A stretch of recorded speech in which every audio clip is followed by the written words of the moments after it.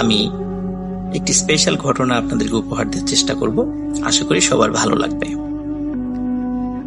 সুপ্রিয় শ্রোতা বন্ধুরা, আজকে যে ঘটনাটি আমি শেয়ার করব, এই ঘটনাটির সময়টা কিন্তু অনেক আগের, 1970 সাল। এবং এই ঘটনাটি যার সঙ্গে ঘটেছিল ওনার নাম হচ্ছে মমতাজ উদ্দিন। ওনার বাড়ি ঢাকা জেলার নবাবগঞ্জ উপজেলায়। মমতাজ উদ্দিন উনি 1970 সালে ওনার বিয়ে ঠিক হয়, পারিবারিকভাবে ওনার বিয়ে ঠিক হয়, এবং ওনার যেখানে বিয়ে ঠিক হয় সেই জায়গাটি ছিল চাঁদপুরের হাইমচর নামক একটি জায়গায়। ওনার এলাকায় একটি ঐতিহ্য ছিল, সেটা হলো যদি নদীকেন্দ্রিক এলাকায় কেউ যদি বিয়ে করে, বড় বড় নৌকা নিয়ে ওনারা বরযাত্রী নিয়ে বিয়ে করতে যেতেন। যেহেতু মমতাজ উদ্দিনের অবস্থাও অনেক ভালো ছিল, এই জন্য মমতাজ উদ্দিনের বাবা আফসার উদ্দিন উনি ডিসিশন নেন যে একটা বড় নৌকা, ওই সময় এই ধরনের নৌকাকে বজরা বলতো আর কি, তো এই বজরা নিয়ে ওনার ছেলেকে উনি বিয়ে করাতে নিয়ে যাবেন। বেশ 15-20 জন আত্মীয় স্বজন বরযাত্রী হিসাবে তারা সিলেক্ট করলেন। এবং ওই সময় কিন্তু সদ্য মোটর চালিত যে সমস্ত নৌকাগুলো, বড় নৌকাগুলোতে যে মোটর লাগানো, যেটা ইঞ্জিন চালিত নৌকাগুলো, তখন কেবল শুরু হয়েছে আর কি। তো তখন উনি, যেহেতু চাঁদপুর অনেক দূরে ওইখান থেকে, উনি এরকম একটি ইঞ্জিন চালিত বড় আকারের একটা বজরা নিয়ে উনি ছেলেকে নিয়ে যাওয়ার একটা প্ল্যান করেন। ঘটনাটি 1970 সালের ফেব্রুয়ারি মাসের দিকে, যখন শীত এবং শীতের একদম শেষ দিকে চলে আসছে, এরকম একটি সময়। ওনারা নবাবগঞ্জ থেকে নদীপথে ঢাকার দিকে রওনা দেন। প্রথমে ঢাকার এখানে এসে সদরঘাট হয়ে বুড়িগঙ্গা দিয়ে আস্তে আস্তে ওনারা শীতলক্ষা দিয়ে ওদিক দিয়ে আস্তে আস্তে চাঁদপুরের দিকে যাবেন। এটাই ছিল রাস্তা। আর যেহেতু ফেব্রুয়ারি মাসে তখন তো বর্ষাকাল না, নদীর অনেক প্রবাহ, তখন একটু পানির প্রবাহ কম থাকে, নদীর নাব্যতা সংকট থাকে, যার কারণে ওনারা যেখানে বড় নদী সেদিক দিয়ে যাওয়ারই প্ল্যান করেন। ওনারা রওনা দিয়েছেন হচ্ছে তখন কিন্তু যেতে অনেক সময় লাগতো, চাঁদপুর যেতে অনেক সময় লাগতো। যেদিন বিয়েটা ছিল ফ্রাইডেতে, তো বৃহস্পতিবারের দিন রাতের বেলা ওনারা রওনা দিয়েছেন। এশার নামাজ পড়ে খাওয়া দাওয়া করে ওনারা রওনা দিয়েছেন, এবং শুক্রবারের দিন দুপুর নাগাদ ওনারা পৌঁছে যাবেন সেখানে, এরকম একটা প্ল্যান ছিল। তখন ইঞ্জিন চালিত হলেও কিন্তু আসলে ইঞ্জিনের গতি কিন্তু অতটা ছিল না, যার কারণে এরকম একটা দীর্ঘ সময় লেগে যেত চাঁদপুরে যেতে। আর চাঁদপুর থেকে আরেকটু দূরে হাইমচর নামক একটি জায়গায় আরো সময় লাগবে সেখানে যেতে নদীপথে। তো ওনারা এই দীর্ঘ পথ স্বাভাবিকভাবেই ওনারা চলে যান, এবং ফ্রাইডে জুম্মার আগে সেখানে গিয়ে পৌঁছান, এবং বিয়ের কাজ সম্পূর্ণ শেষ করে ওখান থেকে মোটামুটি মাগরিবের নামাজ পড়ে ওনারা আবার ওই নৌকাতে বা বজরাতে করে ওনারা আবার ঢাকার উদ্দেশ্যে, ঢাকা হয়ে আবার নবাবগঞ্জে যাওয়ার একটা জন্য ওনারা বের হন। ওনারা স্বাভাবিকভাবেই হাইমচর থেকে চাঁদপুরের মেইন যেই লঞ্চ ঘাট সেদিকে চলে আসেন। আর ওখানে কিন্তু চাঁদপুরের মোহনা অবস্থিত। শ্রোতা বন্ধুরা, আপনারা অনেক সময় শুনে থাকবেন যে চাঁদপুরের মোহনায় কিন্তু অনেক দুর্ঘটনা ঘটেছে, লঞ্চ ডুবি হয়েছে, এবং অনেক সময় অনাকাঙ্ক্ষিত বা আকস্মিক অদ্ভুত কিছু দুর্ঘটনায় কিন্তু অনেক লোক সেখানে মারা গিয়েছে। তো বিশাল এই বজরা নিয়ে যখন ওনারা চাঁদপুরের ওই মোহনার কাজ দিয়ে যাচ্ছিলেন, হঠাৎ করে ওনারা সবাই ওখানে প্রায়, ওনারা যদিও 15-20 জন মিলে শুরু করেছে, তারপরে দেখা গেছে তার শ্বশুর বাড়ির দিক থেকে আরো 5-7 জন সেখানে এসেছে, এই প্রায় 25-27 জন এরকম লোক সবাই দেখছিলেন যে হঠাৎ করে তাদের নৌকার মাথাটা মোহনার দিকে ঘুরে গেল, এবং নৌকাটি মোহনার দিকে এগোচ্ছে।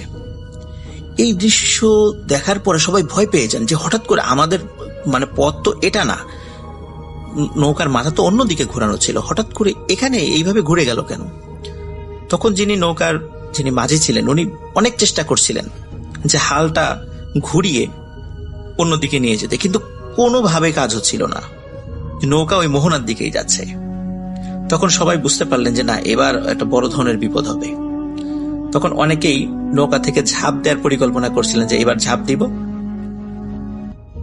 ওই সময় ওই নৌকাতে অনেকেই জোরে জোরে কোরআন তেলাওয়াত করা শুরু করে। বেশ কয়েক মিনিট এরকম অবস্থা চলার পরে তখন খেয়াল করেন যে আস্তে করে আবার নৌকার ওই মাথাটি মোহনার দিক থেকে ঘুরে গেল, ঘুরে স্বাভাবিক হয়ে গেল, স্বাভাবিকভাবে চলা শুরু করলো। তখন নৌকাটি ওই মোহনার ওই এরিয়া থেকে বের করে নিয়ে আসা হয়। মোহনাতে কিন্তু পানির অনেক সময় পাক সৃষ্টি হয় এবং ওখানে কিন্তু অনেক লঞ্চ বা ট্রলার বা নৌকা ওখানে ডুবে যায়। তো ওখান থেকে মোহনার থেকে ওনারা বের হয়ে আসেন। বের হয়ে আসার পরে সবাই আলোচনা করছিলেন যে আসলে এটা কেন এরকম হলো। কেউ কেউ বলছেন এটা স্বাভাবিকভাবেই হয়তোবা হয়ে গিয়েছে, কেউ বলছেন না হয়তোবা এখানে প্যারানরমাল কিছু হতে পারে। এরকম অনেকে এরকম চুলচেরা বিশ্লেষণ করছিলেন। তো ওনারা চাঁদপুর লঞ্চ ঘাটের ওই এরিয়াটা পার হয়ে আরো প্রায় 1.5 ঘন্টা সামনের দিকে এগিয়ে যান। এদিকে রাতও তখন অনেক হয়ে গিয়েছে। তখন যেহেতু অনেক বড় বজরা ছিল, এখানে যে জামাই বউ ছিল তাদের জন্য আলাদা একটা জায়গা করা ছিল, আলাদা একটা কক্ষের মতো করা ছিল। ওই সময়ে অনেক লোক ঘুমিয়ে গিয়েছে। রাত বাজে তখন প্রায় 12:30, ঘুমিয়ে গিয়েছে। ঘুমানোর পর হঠাৎ করে যিনি নতুন বউ, ওনার ভাষ্য অনুযায়ী হঠাৎ করে উনি ওনার ঘুম ভেঙে যাচ্ছে, নতুন জায়গায় যাচ্ছে স্বাভাবিকভাবে পরিবারকে ছেড়ে। ওনার আসলে ঘুম ওইভাবে আসছিল না, যাও একটু হালকা ঘুম আসছিল, উনি ভেঙে গিয়েছিল এবং উনি নদীর দুই পাশে যে পার তীর আছে সেদিকে উনি তাকিয়ে দেখছিলেন, আর কি দৃশ্য দেখছিলেন। বেশ খানিকক্ষণ উনি তাকানোর পরে ওনার কাছে মনে হচ্ছিল যে একই নদীর পাড়ে তো বেশ কিছু গাছগাছালি বা অনেক কিছু থাকে। ওনার কাছে মনে হচ্ছিল যে একই গাছ উনি বারবার দেখছেন, কিছু দূর যাওয়ার পর আবার দেখছেন একই গাছ। তখন মনে হতে পারে যে নদীর পাড়ে তো অনেক গাছ থাকতেই পারে, একই রকম থাকতেই পারে, এরকম মনে হতেও পারে। রাতের বেলা তো ওইভাবে কিছু বোঝাও যাচ্ছে না, কিন্তু তারপরেও ওনার সন্দেহ লাগে যে একই জিনিস উনি বারবার দেখছেন কেন, এটা কি চোখের ভুল না অন্য কিছু। তো উনি বারবার নিজের কাছে প্রশ্ন করেন, বারবার পরীক্ষা করার চেষ্টা করেন যে উনি কি ভুল দেখছেন না ঠিক দেখছেন। একসময় উনি বুঝতে পারেন যে আসলে উনি ঠিকই দেখছেন। তখন ওনার হাজবেন্ড পাশেই ছিল, তাকে ডেকে তোলেন, যে বলেন যে দেখো এখানে আসলে এটা কি হচ্ছে, একই জিনিস আমি বারবার দেখছি কেন। প্রথমে ওনার হাজবেন্ড বলছে তুমি ভুল দেখছো, রাতের বেলা তো নদীর পাশে সব একই রকম মনে হয়। তখন উনি বলে যে না আমি অনেকক্ষণ ধরে চেষ্টা করছিলাম, মনে হচ্ছিল তুমি যেটা বলেছো সেটাই, কিন্তু আমার মনে হচ্ছে না আসলে আমি একই জিনিস বারবার দেখছি। ওনার হাজবেন্ড ওনার কথা প্রথম দিকে আমলে না নিলেও বারবার যখন বলছিল, তখন ওনার হাজবেন্ড ঘুম থেকে উঠে উনি নিজেই খেয়াল করার চেষ্টা করেন আসলে কি ঘটনা ঠিক কিনা। এবং সত্যি উনি খেয়াল করছিলেন যে উনিও এই একই জায়গা বারবার দেখছেন। ওদিকে নৌকার অনেকেই ঘুমিয়ে গেছেন। ঘুমিয়ে যাওয়ার পর তখন অন্যদেরকে ডেকে তোলেন। ডেকে তোলার পর তখন মাঝি যে আছে তাকেও বলেন যে এই দেখো তো আমরা কি একই জায়গায় বারবার দেখা যাচ্ছে কেন। তখন মাঝি বলে যে আমি তো এটা খেয়াল করি না, আমি তো শুধু সামনের দিকে তাকিয়ে আছি, আমি তো এটা বুঝতে পারি নাই। তখন মাঝিও পাশ থেকে তাকায় দেখে যে অদ্ভুত ব্যাপার, চাঁদপুরের মোহনা পার হওয়ার পর 1.5 ঘন্টা যাওয়ার পর ওনারা যেই জায়গাতে ছিলেন ওনারা ওই জায়গাতেই আছেন। প্রায় 2-2.5 ঘন্টা ধরে একই জায়গা দিয়ে নৌকা চলছে, এটা কিভাবে সম্ভব। সবাই অবাক হয়ে যান, যেটা কিভাবে পসিবল। একই জায়গা দিয়ে প্রায় 2-2.5 ঘন্টা ধরে নৌকা চলছে, অথচ আমরা একই জায়গা দিয়ে ঘুরছি, এটা কিভাবে পসিবল হলো। তখন যেহেতু চাঁদপুরের মোহনার কাছে একটি দুর্ঘটনা ঘটতে গিয়েছিল, তখন সবাই বলেন যে আমরা একটা মনে হয় বিপদে পড়েছি, আমরা নিশ্চিত আমাদের সঙ্গে কিছু দুর্ঘটনা ঘটতে চলেছে। কিন্তু কেউ বুঝতে পারছিলেন না যে আসলে ওনাদের সাথে কি হচ্ছে। সবাই বিভিন্নভাবে ব্যাখ্যা বিশ্লেষণ করার চেষ্টা করছেন। এর মধ্যে হঠাৎ ওই পাড় থেকে সাদা দাড়িওয়ালা, একটু জুব্বা পরা, সাদা পাগড়ি পরা একজন লোক ডাকছে, এই তোমরা নৌকা ভিড়াও, নৌকা ভিড়াও। তখন মাঝি বলছে যে না, নৌকা ভিড়ানো যাবে না।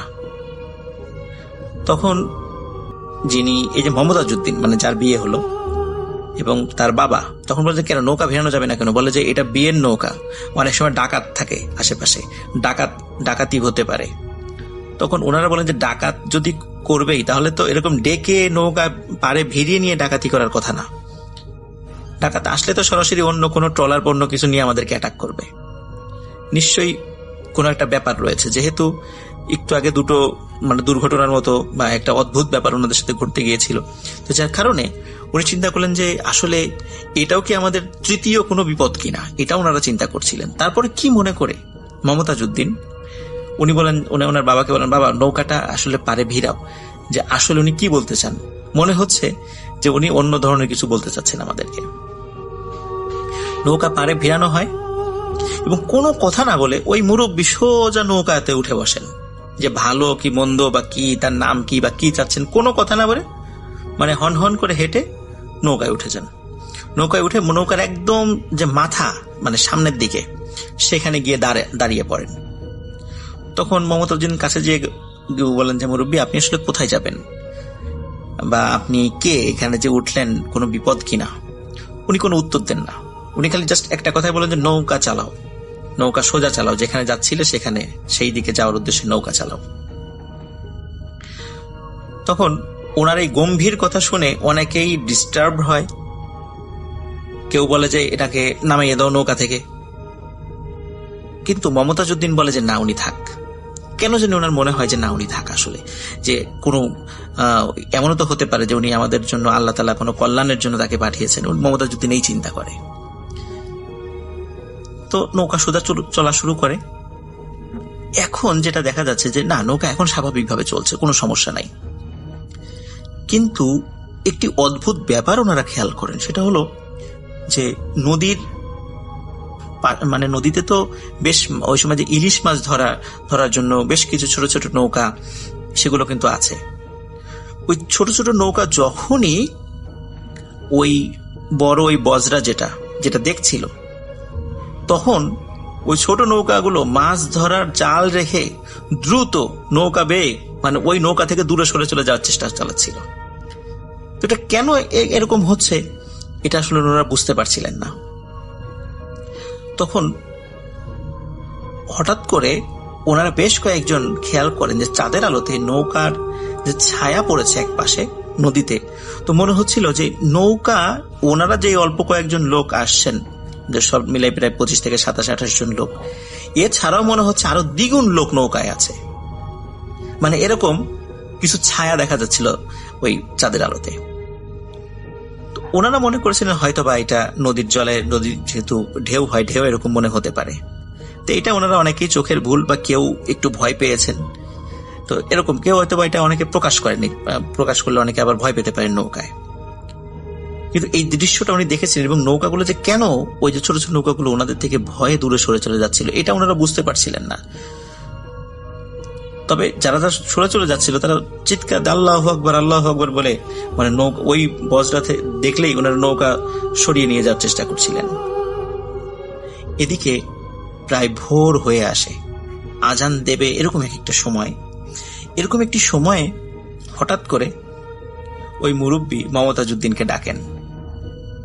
ডেকে বলেন যে বাবা, আমার দায়িত্ব শেষ হয়েছে, এখন আমাকে যেতে হবে। তখন মমতাজউদ্দিন বলেন যে আপনি কে, এভাবে আসলেন আবার এখন হঠাৎ করে চলেও যেতে চাচ্ছেন? তো বলে যে বাবা, তোমরা বিশাল একটা বিপদে পড়তে যাচ্ছিলা।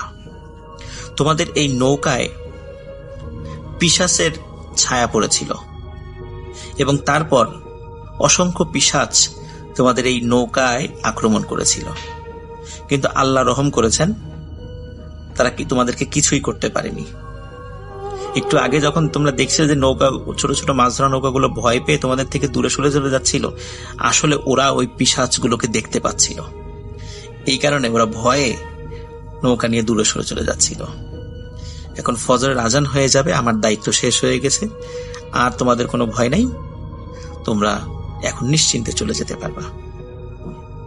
এই কথা বলে ওই মুরব্বি পানির উপর লাফ দিয়ে পড়েন এবং অদ্ভুত ব্যাপার, মমতাজউদ্দিন উনি দেখছিলেন যে উনি নদীর উপর দিয়ে হেঁটে হেঁটে আবার পাড়ে উঠে উনি হেঁটে হেঁটে মিলিয়ে গেলেন। ওই সময় যেহেতু ভোরের দিকে ছিল, ভোরের দিকে বেশ নৌকার অনেকেই একটু তন্দ্রাচ্ছন্ন ছিল, অনেকে ঘুমিয়েও পড়েছিল। এই জন্য অন্য কেউ, মমতাজউদ্দিন যে ওনার সাথে মুরব্বীর সাথে কথা বলেছে সেটা কেউ দেখতে পায়নি।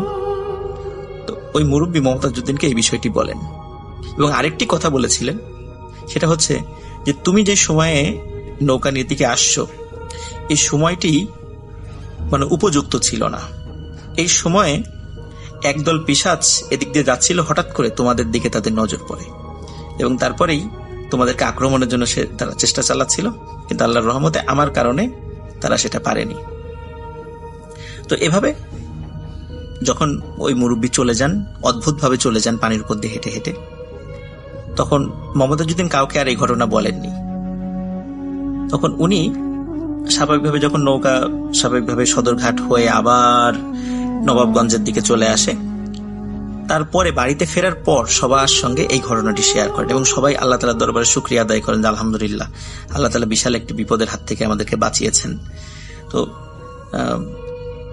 এখনো কিন্তু মমতাজউদ্দিন জীবিত আছেন।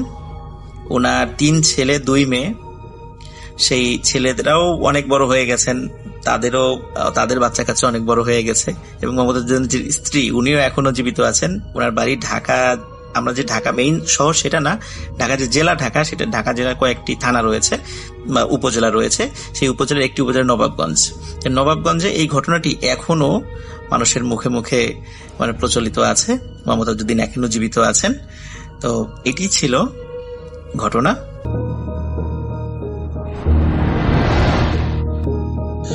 আমি চলে যাচ্ছি বকুলের শেয়ার করা ঘটনায়। বকুল তখন এসএসসি পরীক্ষা দিয়েছে এবং বকুলের বেশ সুন্দর একটা সময় কাটছে, ফ্রি টাইম। সে তার চাচাতো ভাই সবার সাথে মানে সময় কাটাচ্ছিল আড্ডা দিয়ে এবং বেশ ভালোই কাটছিল। বিকেলবেলা গিয়ে সে ওখানে ফুটবল খেলে, তাদের ওখানে মাঠ আছে, মাঠে ফুটবল খেলে। সন্ধ্যার সময় সে তার বন্ধুদের সাথে গল্পগুজব করে, আবার চলে আসে। তার চাচার একটা দোকান ছিল, দোকানটা খুব সুন্দর একটা জায়গায়, মানে 3 রাস্তার মোড়ে, মানে রাস্তার ডানে এদিক দিয়ে চলে গেছে সোজা আর ডান দিক দিয়ে চলে গেছে, মানে এটা 3 রাস্তার মোড়। এবং সেখানে একটা গাছ আছে বড়, সে গাছের নিচে হচ্ছে বকুলের কাকার দোকান এবং সেখান থেকে খুব কাছাকাছি কিন্তু বেশ নদী, ওখানে নদী আছে এবং আরো সামনে চলে গেলে কবরস্থান আছে। তো এই বকুলের চাচার দোকানে অনেক মানুষ গ্রামের থামতো, ওখানে চা খেত এবং অনেক কিছু সেখানে পাওয়া যেত আর কি, এবং গ্রামের অনেক মানুষ ওখানে আসতো আর কি। তো বকুল এই ঘুরে ফিরে শেষ পর্যন্ত বাসায় ফেরার আগে কাকার দোকানে যেত, গিয়ে সে একটা আড্ডা দিত চাচার সাথে। অনেক সময় চাচাতো ভাই থাকতো, তাদের সাথে আড্ডা দিত, দিয়ে তারপরে বাসা আসতো। তো খুব ভালোই তার সময় কাটতেছে বকুলের। তো ওই সময় একদিনের কথা, সেই দিন বৃষ্টি হচ্ছে, হালকা হালকা ঝিরিঝিরি বৃষ্টি হচ্ছে। বকুল সারাদিন বাসায় থাকতে থাকতে বেশ বোর্ড হয়ে গেছে, কিন্তু কিছু করার নাই। তো বিকেলের দিকে সে বেরোলো, তখন বৃষ্টিটা, ওই ঝিরঝিরি বৃষ্টিটাই একটু কমে আসছে, শুধু আকাশ মেঘলা, আবহাওয়াটা থম মেরে আছে। তো সে হাঁটতে হাঁটতে চলে গেল যে বন্ধুরা যেখানে খেলা করতো সেখানে। তো হেঁটে গিয়ে দেখতেছে যে হ্যাঁ, ওই যে ভিজা একটা মাঠ, ওটার মধ্যেই বন্ধুরা ফুটবল খেলতেছে। তো বকুল চিন্তা করলো নেমে যাই, খেলি ওদের সাথে, কি আছে জীবনে, কাদা টাদা একটু লাগলে লাগুক, কি অবস্থা। তো বকুল নেমে গেল ওইখানে, নেমে গিয়ে বন্ধুদের সাথে ফুটবল খেললো। তো ওদের মধ্যে ফ্রেন্ড একজন মানে কিক করছিল, তার বন্ধুরা বল কিক করছিল। তো সেইটা তারা যেখানে গোল পোস্ট বানাইছে ওইটা পার হয়ে পাশের অংশে ঢুকে গেছে, মানে ঝোপঝাড়ের মধ্যে দিয়ে একটা পাশের অংশ। এখন ওইখানে কিন্তু একটা কবরস্থান আছে পুরনো, তো বকুল নিজে গেল বলটা আনতে, দৌড় দিয়ে ওইদিকে। তো ঢুকে সে বলটা যখন পেলো, দেখলো যে বলটা বেশ খানিকটা ভিতরে ঢুকে গেছে, খুব জোরে শুট মারছিল তার ফ্রেন্ড।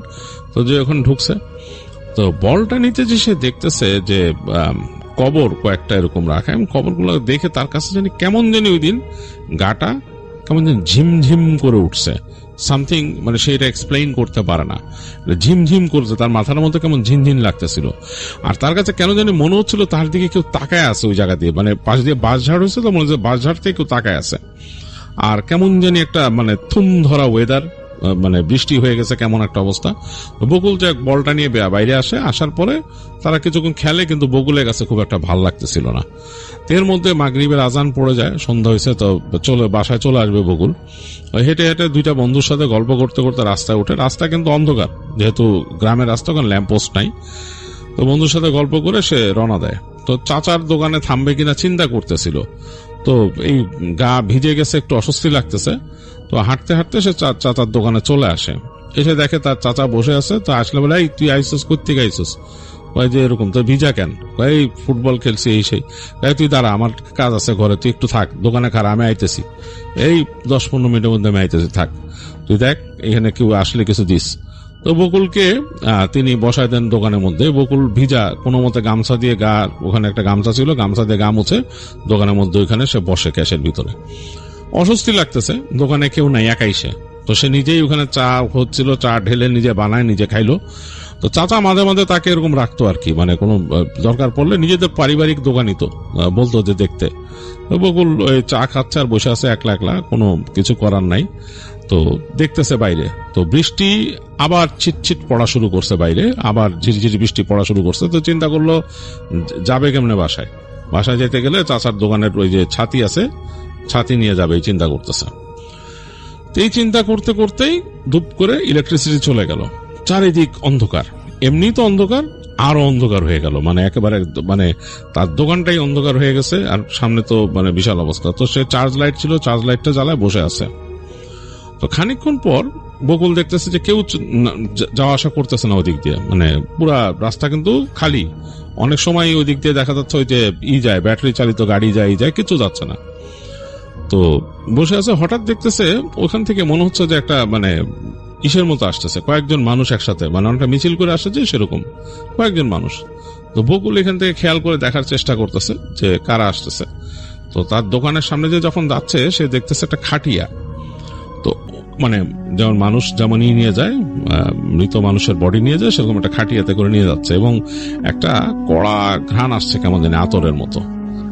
তো বকুল চিন্তা করলো যে গ্রামের কে মারা গেল, কে যাইতেছে, এরকম চিন্তা করতে করতে সে দেখার চেষ্টা করতেছে মানুষগুলারে কে কে যাচ্ছে।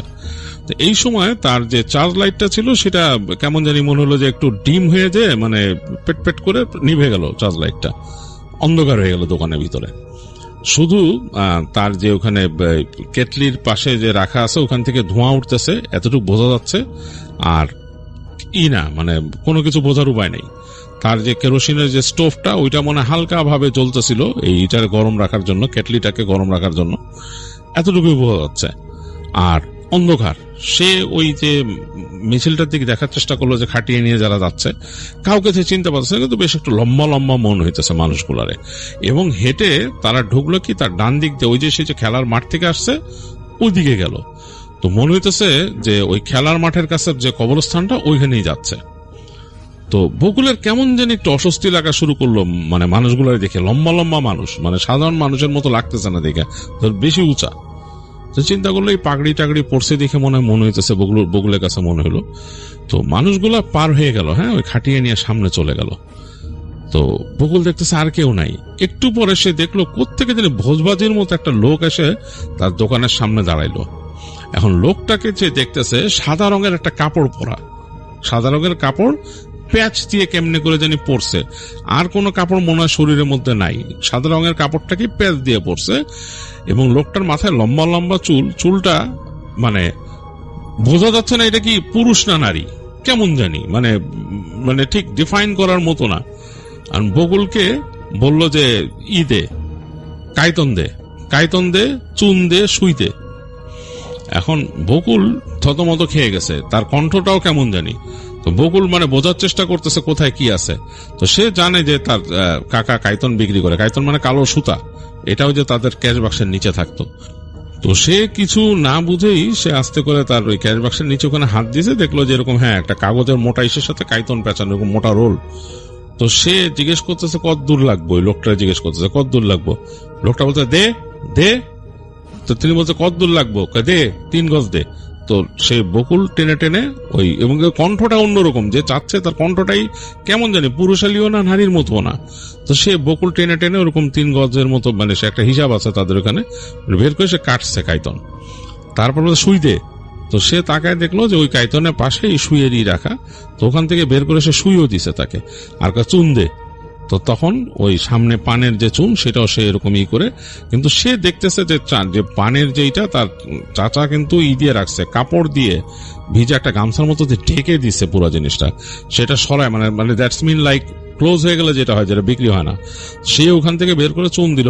এখন বকুলের কিছু জিনিস জানা নাই, তার কাকা কখন কিভাবে কি বিক্রি করে, তো সে মোটামুটি দাম জানতো। তো সে ওই লোকটা বলছে, লোকটা তার কাছে এরকম করে একটা 100 টাকার নোট ফেলে দিয়ে হেঁটে চলে গেল যেদিকে ওই যে একটু আগে যে মিছিলটা গেছে সেদিকে চলে গেল। তো বকুল বোঝার চেষ্টা করছে লোকটা কে এবং এরকম উদ্ভট কেন, সাদা একটা কাপড় পেঁচানো শরীরে, এবং বকুলের থেকে জিনিসগুলো নিয়ে চলেছে 100 টাকার নোট। তো বকুল দেখতেছে 100 টাকার নোটটা কচকচ করতেছে, একদম মানে কচকচ একটা নোট। তো সে যে ওই টাকাটাকে ক্যাশে রাখছে। ক্যাশে রাখার সাথে সাথে বকুলের মনে হলো তার গালের মধ্যে চড়াস করে একটা চড় পড়লো। এই চড়টা মানে বকুল মানে মাথায় এরকম জোরে চড় সে কখনো খায় নাই, এবং এই চড়ের জন্য সে পড়ে গেছে, একদম কাউন্টারের পাশে পড়ে গেছে। পড়ে গিয়ে তার মনে হুঁশ সে হারায় ফেলছে, এবং মানে তার মাথার মধ্যে ভোঁ ভোঁ করতেছে, তার কিছু খেয়াল নাই। তো একটু পরেই সে তার চাচার কণ্ঠ শুনলো। তার চাচা দৌড় দিয়ে আসতেছে, এই বকুল, ঠিক আছে, কি রে তোর কি, এগুলো বলতে বলতে চাচা আসছে। তখন দেখলো মানে সে তার চোখের সামনে বুঝতে পারতেছে বকুলের কিন্তু এমন একটা অবস্থা, সে পুরোপুরি বেহুশ হয় নাই, আবার একটু সেন্সও তার আছে। সে বুঝতে পারলো যে তার যে চার্জার লাইট ছিল সেটা জ্বলে উঠছে, পুরা মানে ফুল দমে এটা জ্বলে উঠছে, আলো চোখের সামনে আলো পড়ছে। তো তার কাকার কণ্ঠ শুনতেছে, তো চাচা এসে বলতেছে, কিরে তোর কি হয়েছে রে, তোর কি অবস্থা, বলে টেনে তুললো। তোলার পর দেখতেছে যে বকুলের গালের মধ্যে ফর্সা ছিল, এরকম আঙ্গুলের দাগ এরকম মানে ইসে। তার চাচা বলে, তোরে মারছে কে, এই সে হেন জিজ্ঞেস করতেছে। তো বকুল কিছু বলতে পারতেছে না, সে অনেকটা হয়ে গেছে, বাকশূন্য হয়ে গেছে। তো চাচা খুব ভয় পেয়ে গেছে, তাড়াতাড়ি ওর বকুলটা এরকম পানি টানি লাগাই দিয়ে সে বসায়, বলতেছে, কি হয়েছে রে বাবা, মাথায় হাত টাত বুলাই টুলাই দিয়ে এরকম। এর মধ্যে বেশ খানিকক্ষণ পর কারেন্ট চলে আসছে, তো বকুলটা শোয়ায় রাখছে তার চাচা, এবং সে তখন ওই ফোন করতেছে আর কি বাড়িতে, তার বকুলদের বাসায় ফোন করার পর বকুলের বাবারে বলল যে তুই দোকানে আয়। কি হয়েছে, তো চাচা তো বড় আর কি, তার বাবাকে বলছে দোকানে আয়। তো বকুলের বাবা আসলো, বললো যে কি হয়েছে, ছেলে এরকম অবস্থা। তো তখন বকুলরে তার বাপ জিজ্ঞেস করতেছে কি হয়েছে। তো বকুল কিছুটা মানে ধাতস্থ হয়েছে, তখন একটু একটু করে বলতেছে যে এরকম এরকম জিনিস। তো তার বাপ তো ভয় পেয়ে গেল। তার কাকা বলে, হায় রে, কি করছস তুই এই যে সন্ধ্যার পরে এনে আমরা বেচি না, জানোস না, আমরা দোকানের মধ্যে কাইতন, সুই, চুন কিছুই বেচি না, এগুলা নিষেধ। আমগো এখানে এগুলা মানে আছে, খারাপ জিনিস আছে যেগুলা জিনের কারবার হয়, এগুলা বেচলে রাত্রেবেলা, এইগুলাতে জাদুটোনা করে, এগুলাতে অনেক কিছু, এগুলো বেচি না আমরা রাত্রেবেলা। আর তুই যে বর্ণনা দিলি, তো খুব ভয় পাইছে। তো তাড়াতাড়ি তারা ওই টাকাটা যে রাখছিল ক্যাশ থেকে, তার চাচা ছিল খুবই কুসংস্কারাচ্ছন্ন, তিনি ওই টাকা ওখান থেকে তাড়াতাড়ি সরাই ফেলতেন, সরাই ফেলে টাকার দিকেই তাকায় আছেন তিনি, এই টাকাটা কোত্থেকে আসলো, কিরকম কি, টাকাটাকে তার কাছে মনে হইতেছে অন্য কিছু। তো তিনি তাড়াতাড়ি বকুলের আব্বাকে বললেন যে তুই তোর পোলারে নিয়ে যা হুজুরতে ঝাড়ায় তারপরে বাসায় নে, আর আমিও আইতেছি, আমি দেখি একটু খবর নিবো যে এখানে কারের নিচে দাফন করতে, দেখি কি অবস্থা কি, আর এটার ঘটনা কি, এগুলো দেখি, দোকানটাও তাড়াতাড়ি বন্ধ করে দেবো, আজকে কি হইলো, যা তাড়াতাড়ি যা বকুলে নিয়ে। তো বকুলের বাবা বকুলকে নিয়ে ওখান থেকে হাঁটা দিল। বকুল মনে হলো একটা ঘোরের মধ্যে আছে, তার সেন্স ওরকম নাই, বাবা যেভাবে নিয়ে যাচ্ছে সেভাবে যাচ্ছে রাস্তার মধ্যে দিয়ে, তার কাছে মনে হইতেছে যে সারা পৃথিবীটা ঘুরতেছে কেমন জানি। তো বকুলের বাবা তাকে মসজিদে নিয়ে গেল, তখন ঈশার নামাজ হইতেছে। তো বকুল তো আসলে তখন তার যেরকম অবস্থা, নামাজ পড়ার মতো না। বকুলকে তার বাবা বসায় রেখে মসজিদের একটা কোনায় নিজে নামাজ পড়লেন। নামাজের পরে তিনি ওখানকার হুজুরের সাথে কথা বললেন যে এরকম এরকম ব্যাপার। তো হুজুর বকুলকে দেখলেন, দেখে বললেন যে এই ছেলের উল্টাপাল্টা জিনিস দেখছে, ওকে রুকাইয়া করতে হবে। তো মসজিদের মধ্যেই ওনাকে নিয়ে গেল একটা পাশে, হুজুরের রুমে নিয়ে গেল, ওই সাইডে মসজিদের বাইরের দিকে রুম ছিল, হুজুরের রুমে বসে সেখানে রুকাইয়া করলো। তখনই রুকাইয়া করার পরেই বকুলের উপরেই নাকি ওটা আসছিল। তো মানে যে থাপ্পড় দিছে যেটা, সেটা একটা জিন, সে আসছে, এসে বলতেছে যে এই ছেলে ওইখানে তাবিজ করার জন্য, মানে ওই যে কুফরি করার জন্য এক এসে লোক চাইছে আর কি, খারাপ কুফরি করে আর কি, সে জিনিসপত্র চাইছে, এবং ওই কোনো দামাদামি না করে জিনিসটা নিয়ে যায় আর কি। তো এই ছেলে দিছে, এবং এটা যে একটা কুফরি করবে, এখানে আমাদের একটা দাফন হইতেছে, এবং এই আমাদের মধ্যে একটা ইকে বান্দার জন্য ওই এক কুফরিকারী সেই কাজ করতেছে, এবং এই ছেলেগুলা দিছে, এর জন্য তাকে রাগ করে মারছি। তো তখন হুজুর রাগ করছেন, রাগ করে বলতেছেন যে এই এরকম রাত্রেবেলা বেচার নিয়ম নেই, এসব কুসংস্কারের কথা তোরা কে বলছে? হুজুর বলতেছে। মানে এই জিনিস দিনেও বেচাতা রাতেও বেচাতা, এর মধ্যে কোনো রকমেরই নাই, মানে কোন রকমের ওই ভালো খারাপের কিছু নাই। ও এমনিও ব্যস্ত অমনিও ব্যস্ত, তুই কেন ওই ছেলেকে মারলি? মানে খুব হুজুর রাগ করছে। হুজুর নাকি ওই জিনকে তিনি হার্ট করতেছিলেন, বিভিন্নভাবে কালাম দিয়ে হার্ট করতেছিলেন। তিনি বললেন যে এগুলা কুসংস্কার, এগুলা বাজে জিনিস, এই জিনিসের সাথে এটা কিছু সম্পর্ক নাই। এটা একটা কম বয়সী ছেলে, ও জানেও না ও কারে কি বেচতেছে, ও জানে। কেউ একটা ভালো জিনিস নিয়ে খারাপ কাজ করে, এটা কি তার দায়? ওই লোক কি করছে এটা তো তার দোষ, তুই পারলে তারে ঠেকা, তুই তারে ধর, তোদেরকে বান্ধে তো তারে ধর, তুই কেন এই ছেলেকে মারছিস? যাই হোক, বিভিন্ন করে তখন বলে যে একে ছেড়ে যাবি। তো তখন নাকি হুজুরের কথা এবং হুজুর বিভিন্নভাবে সাহায্য করে সেই জিনকে তার থেকে ছাড়ানোর পরে বলে যে বাসায় নিয়ে যেতে, এবং বকুলকে সেবা শুশ্রূষা করে তার বাসায় নিয়ে, এবং আস্তে আস্তে তার এটা সে ঠিক হয়, তার এই যে সে যে আঘাত পাইছিল, ব্যথা পাইছিল, এটা তার ঠিক হয়। আর বকুলের চাচা খোঁজ খবর নেয়, খোঁজ খবর নিয়ে দেখে যে ওই দিন আসলে কোনো মানে দাফনের খবর নাই, এবং ওই কবরস্থানে কেউ খোঁড়াখুড়িও করে নাই, মানে ওখানে কোনো দাফন এমনি হয় নাই। তো তখন বুঝলো যে ওই যে হুজুর যে জিন আনছিল, জিন যে বলছে যে ওখানে জিনদের দাফন হইতেছিল কোনো একটা, এবং সেখানে ওই সেই কুফরিকারী আসছিল, সে এখানে কুফরি কালাম করার চেষ্টা করছিল, এই কারণে এই জিনিসটা হয়েছে আর কি। আর সম্ভবত বকুলের উপরে বলছে, বকুল পরবর্তীতে বলছে যে সে যে বল খেলতে যে বল আনতে গেছিল ওই জায়গায়, তো বলতেছে যে ওই সময়ও তার উপরে কোনো নজর পড়ছিল ঈদের আর কি, জিনদের নজর পড়ছিল। তো তখন নাকি তাকে ওই যে হয়তো দেখে রাখছে, আর এই আর কি পরবর্তীতে এই জিনিসগুলো ঘটছে।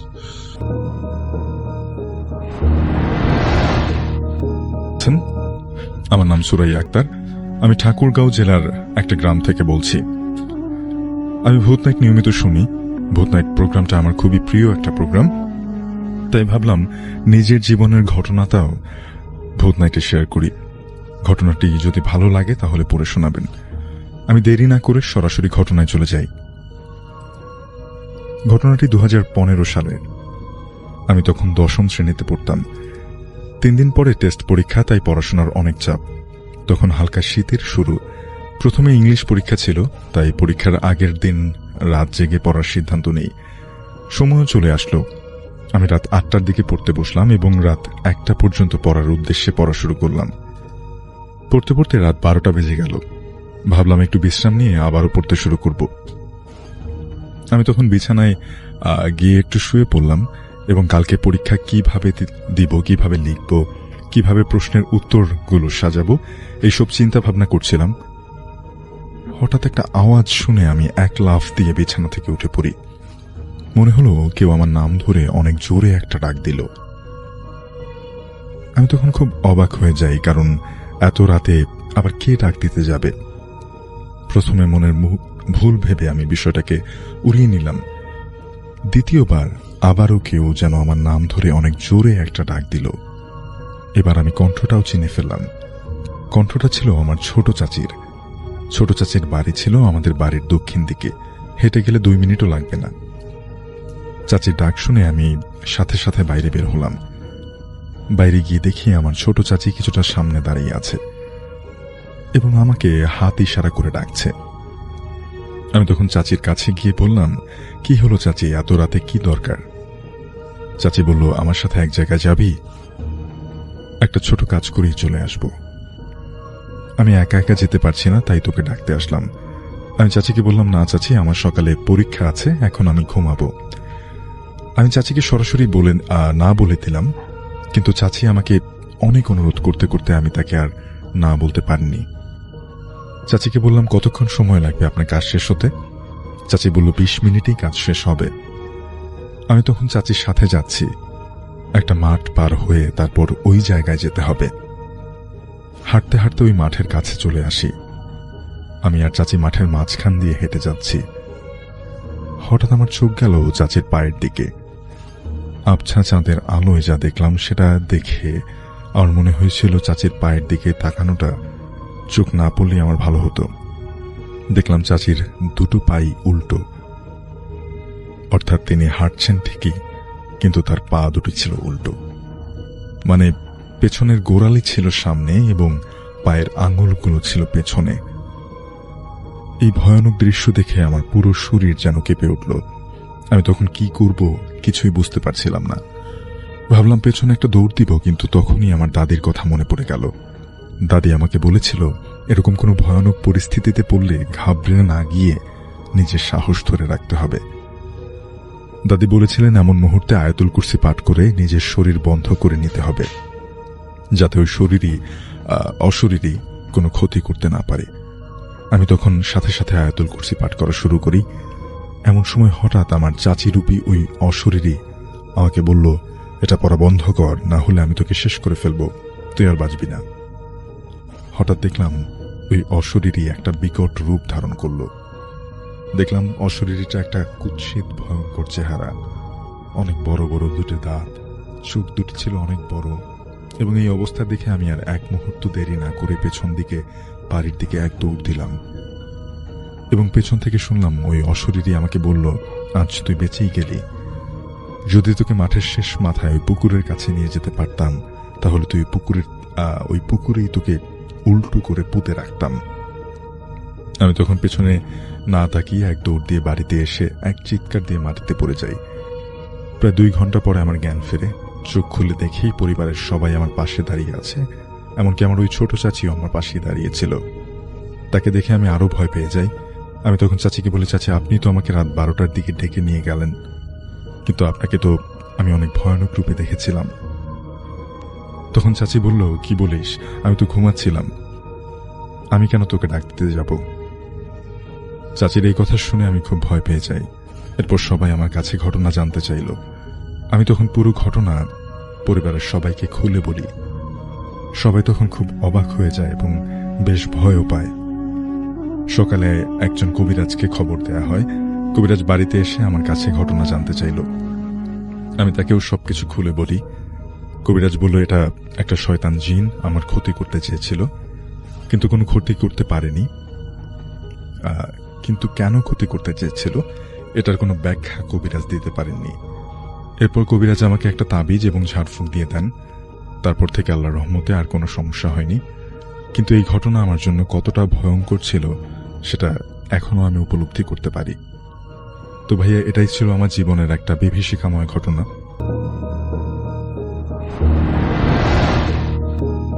যখনই আমার চোখ দুটো টেবিলের ওপর থাকা সেই পুরনো ক্র্যাডল ফোনটার দিকে গেল, সেখানে আমার চোখ যেতেই আমার বুকের ভেতরটা যেন শূন্য হয়ে গেল। ফোনের রিসিভারটা আলগা হয়ে টেবিলের ওপর পড়ে আছে, অথচ ওটার ওপার থেকে একটা চেনা বিকৃত গলার আওয়াজ স্পষ্ট ভেসে আসছিল।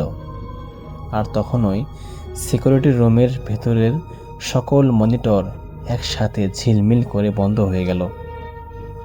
ঘটঘটে অন্ধকারের মাঝে আমার 2 কাঁধের ওপরে এসে পড়ল দুটো হাড় কাঁপানো বরফ শীতল হাত।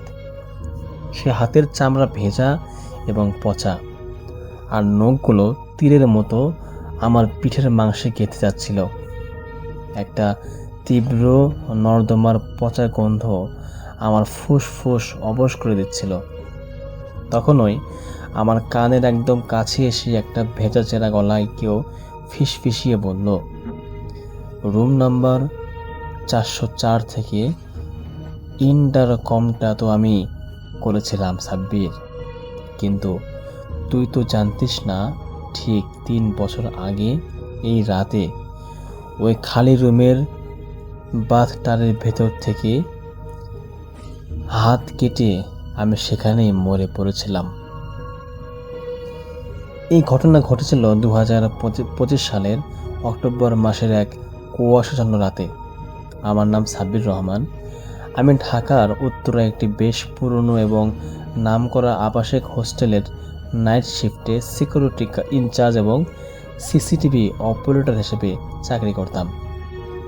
সেদিন ছিল একটা থমথমে বৃহস্পতিবার রাত।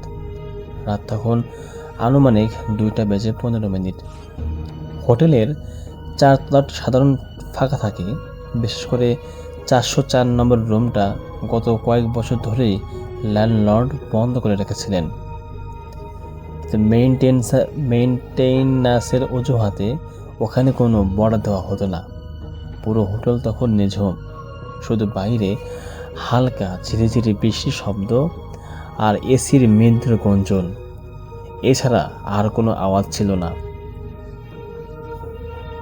আমি যখন সিকিউরিটি রুমে বসে সিসিটিভি মনিটরগুলো চেক করছি, ঠিক তখনই আমার টেবিলের ওপর রাখা পুরনো ইন্টারকম ফোনটা বিকট শব্দে বেজে উঠল, ক্রিং ক্রিং করে। এই মাঝরাতে কে ফোন করবে? আমি রিসিভারটা তুলে বললাম, হ্যালো, ফ্রন্ট ডেস্ক থেকে সিকিউরিটি রুম বলছি, কিভাবে সাহায্য করতে পারি? কিন্তু ওপাশ থেকে কোনো কথা শোনা গেল না, শুধু একটা ভারী ভেজা ফুসফুসে নিঃশ্বাস ফেলার শব্দ আসছিল, হা হা করে, আর তার সাথে পানির ছলাৎ ছলাৎ শব্দ। আমি কলার আইডি ডিসপ্লে দিকে তাকালাম, সেখানে লাল ডিজিটাল অক্ষরে লেখা ছিল রুম নং 404 তথা 404 নম্বর রুম। আমার পুরো শরীরটা কেমন যেন শিউরে উঠল, যে রুমটা গত 3 বছর ধরে তালাবদ্ধ, যেটার ভেতরে কোনো কানেকশন থাকার কথা না, সেখান থেকে ফোন আসছে কীভাবে?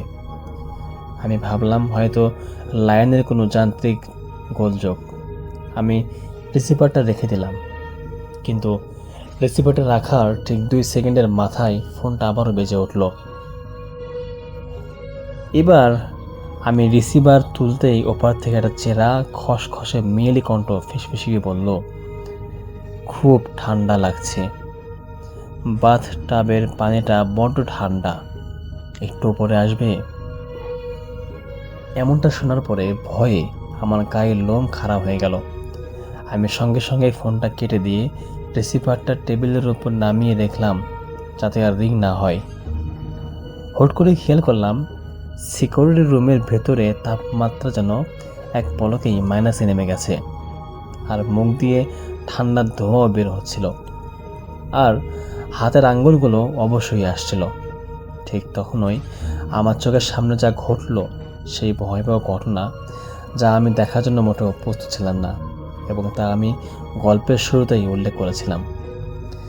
রিসিভারটা টেবিলের উপর পড়ে থাকা অবস্থা সত্ত্বেও ওটার ভেতর থেকে কথা ভেসে আসছিল, আর মনিটরগুলো বন্ধ হয়ে যাওয়ায় আমার কাঁধের উপর চেয়ে বসলো সেই বরফ শীতল দুটো হাত।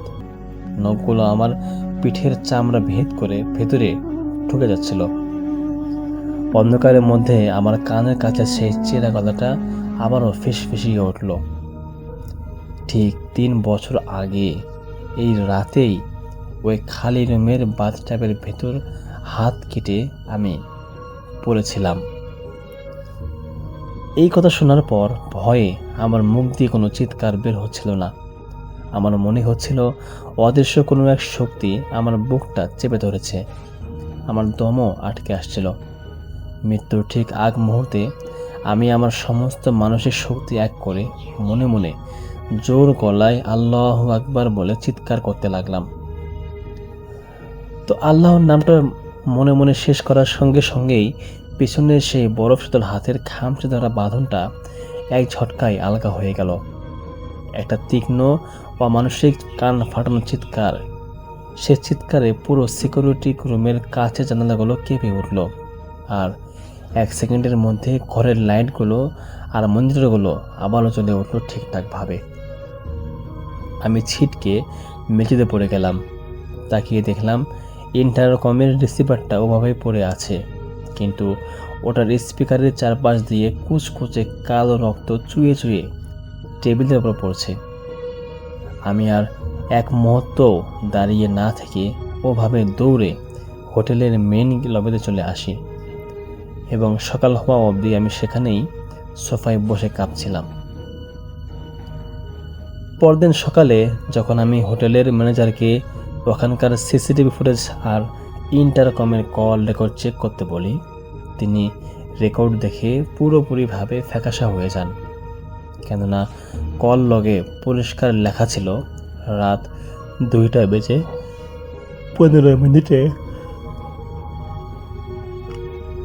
404 নম্বর রুম থেকেই কল আসছিল। তখন ম্যানেজার সাহেব ওয়ার্ল্ড রেকর্ড ফাইল ঘেটে আমাকে আড়ালে ডেকে নিয়ে বললেন, সাব্বির, তুমি হয়তো জানো না, ঠিক 3 বছর আগে এই অক্টোবরের এক বৃহস্পতিবার রাতে 404 নম্বর রুমের এক তরুণী এসে উঠেছিলেন। ওনার মানসিক অবস্থা ভালো ছিল না, তো উনি মাঝরাতে বাথটাবের ভেতরে নিজের হাত কেটে আত্মহত্যা করেন। যখন ওনার লাশটা উদ্ধার করা হয় তখন পুরো বাথটাবটা রক্তে লাল হয়ে গিয়েছিল।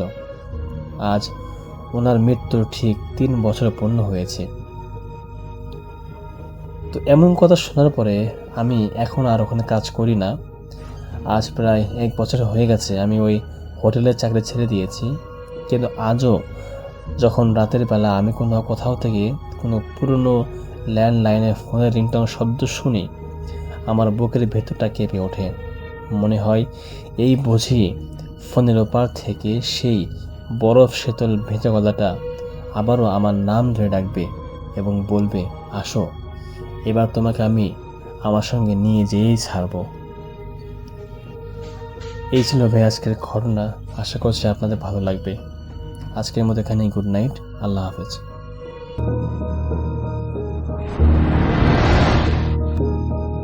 এখন যে ঘটনাটি আমি আপনাদের সাথে শেয়ার করতে যাচ্ছি, এই ঘটনাটি আমাদেরকে পাঠিয়েছেন মোহাম্মদ ইমরান মণ্ডল।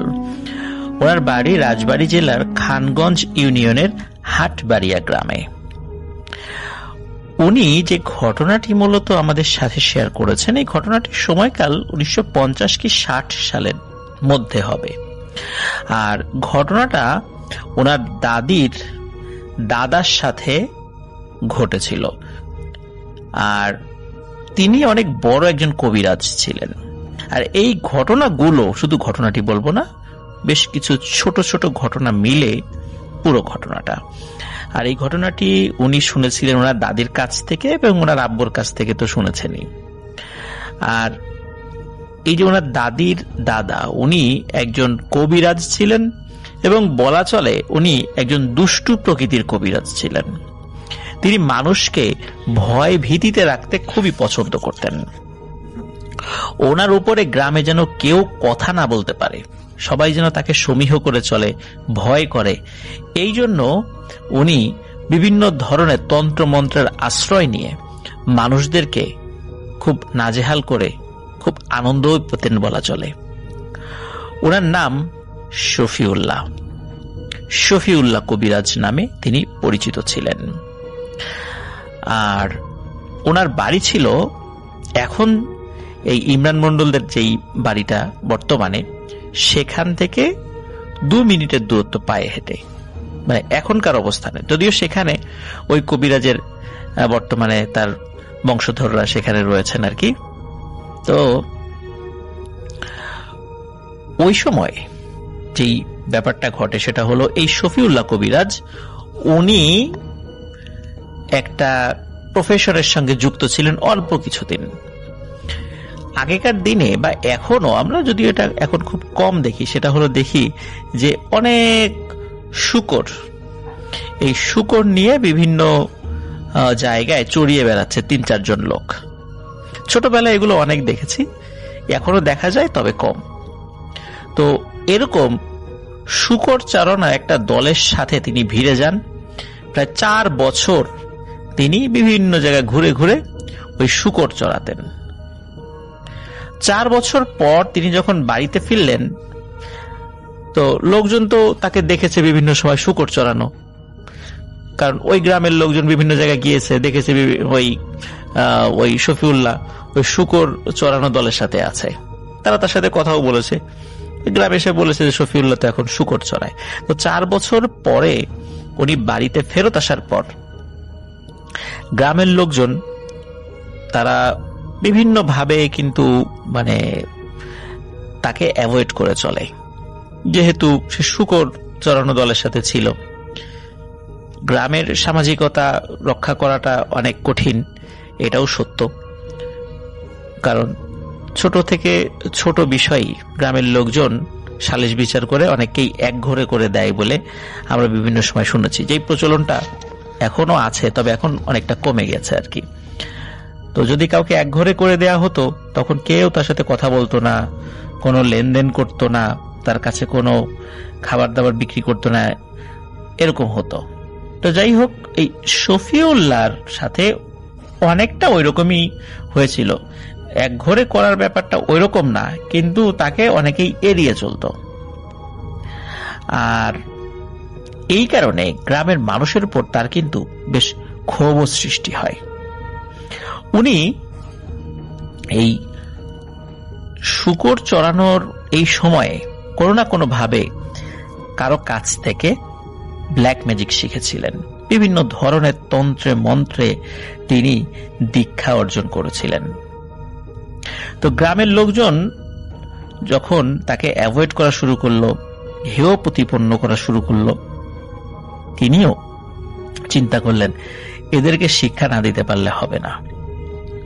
তো উনি আসলে একটু বেশি দুষ্টু প্রকৃতির ছিলেন। সেটা হলো, ধরুন কোনো গ্রামে বিয়ে হচ্ছে, বিশেষ করে ওই গ্রামের কথাই বলি, কোন একটা বাড়িতে বিয়ে হচ্ছে, তো উনি খবর নিতেন যে কোন এলাকায় বিয়ে ঠিক হয়েছে। যখন বর পক্ষ আসতো, স্পেশালি মানে কোন ওই গ্রামের কোন মেয়ের বিয়েতে ওই বর পক্ষের লোকজন যখন আসতো, তখন ওই শফিউল্লাহ তার তন্ত্রমন্ত্রের মাধ্যমে বশীভূত করা জিনদেরকে চালান করে দিত ওই বর পক্ষের উপরে। ওই বরপক্ষের উপরে গিয়ে ওই জিনরা অ্যাটাক করত, যার ফলে ওই বরপক্ষ পালিয়ে যেত, ওই মেয়েটার বিয়ে ভেঙে যেত। ওই মেয়েটার যেহেতু বিয়ে ভেঙে যেত, তখন গ্রামে কথা রটে যেত যে এই মেয়েটা অপায়া, তার বিয়ে ভেঙে গেছে, তার আবার নতুন করে বিয়ে হতে অনেক বেগ পেতে হতো। তো এভাবে শফিউল্লাহ বিভিন্ন ভাবে এই বিয়ে ভাঙত। তারপরে যেটা হতো সেটা হলো, সে যখন রাস্তা দিয়ে হেঁটে যাচ্ছে, দেখলো একটা গাছে অনেক কাঁঠাল ধরেছে বা অনেক আম ধরেছে, সে ওই গাছ দেখতো এবং দেখার পর পর ওই গাছের উপর বান মেরে দিত। তারপর রাস্তায় একটা ছাগল রয়েছে, মুরগি রয়েছে, গরু রয়েছে, এগুলোর উপর বান মেরে দিত। গ্রামের লোকজন যখন বুঝতে পারলো এই সবগুলোই শফিউল্লাহর কাজ, তখন তাকে সবাই ভয় পাওয়া শুরু করলো। এখন তাকে কি করা যায়? তার সাথে কথা বলার একটা সময় তো তাকে এড়িয়ে চলতো, এখন কেউ তার সাথে কথা বলারই সাহস করে না, সবাই তাকে সমীহ করে চলে। এটাই চাচ্ছিল শফিউল্লাহ। সে তখন এক্সট্রা কদর পেত। আগে যেভাবে বিয়ে ভেঙে দিত সে, এখন হলো তার উল্টো। কোনো বাড়িতে বিয়ে ঠিক হলে উল্টো তার সাথে পরামর্শ করত যে তোমার ভাতিজি বা ভাতিজার তো বিয়ে ঠিক হয়েছে, তোমার কিন্তু দাওয়াত, তুমি যাবা বরযাত্রীতে বা তুমি থাকবা, তোমার পরিবারের সবাইকে নিয়ে আসবা। এখন যেহেতু পরিবারের সদস্যদেরকে সবাইকে দাওয়াত দিয়েছে, সেখানে তো নিশ্চয়ই, বা বরযাত্রীতে তাকে যেতে বলেছে, সেখানে তো নিশ্চয়ই এই শফিউল্লাহ এই অপকর্মটা করবে না। তো গ্রামের লোকজন বিভিন্ন অনুষ্ঠানে কিন্তু তাকে খুব ভালোভাবেই আপ্যায়ন করত, দাওয়াত দিত, খুব সমীহ করত আর কি। আবার সে যে সবসময় মানে খারাপ কাজ করতো বিষয়টা এরকম না, অনেক ক্ষেত্রে মানুষের উপকারও করত। কোনো জিনে ধরা রোগী তার কাছে নিয়ে আসলে সে সেটা ট্রিটমেন্ট করত, অনেক ক্ষেত্রে সেটা ভালো হয়ে যেত। তো এভাবেই চলছিল তার দিন। এর মধ্যে ঘটে যায় একটি ভয়ানক ঘটনা। প্রিয় লিসেনার্স, এই ঘটনাটি সম্পূর্ণ ভিন্ন রকমের।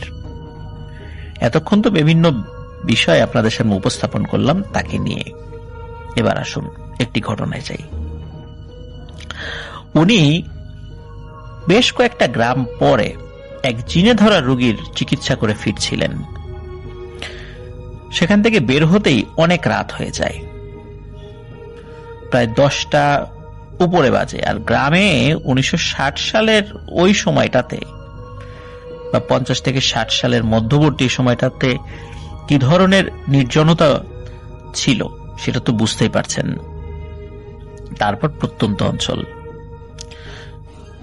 উনি ফিরছিলেন, অনেক রাত হয়ে গেছে, আস্তে আস্তে বাড়ির কাছে চলে এসেছেন।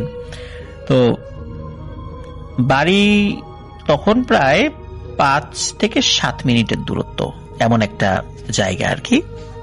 তো ওইখানে ওই এলাকার এখন একটা রাস্তা রয়েছে, ওটাকে এখনো বাঁধের রাস্তা বলে।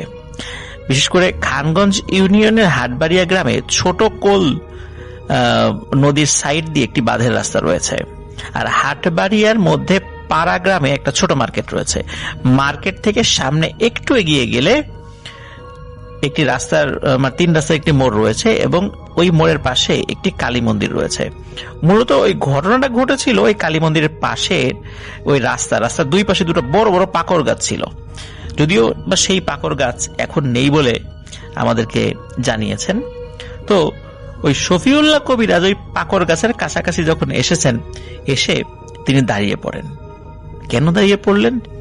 উনি দেখলেন রাস্তার দুপাশে দুটো পাকড় গাছ রয়েছে, ভয়ানক আকৃতির এবং অনেক লম্বা কোন একটা অবয়ব, পরনে সাদা কাপড়, দেখে মনে হচ্ছে একটা বৃদ্ধা মহিলা।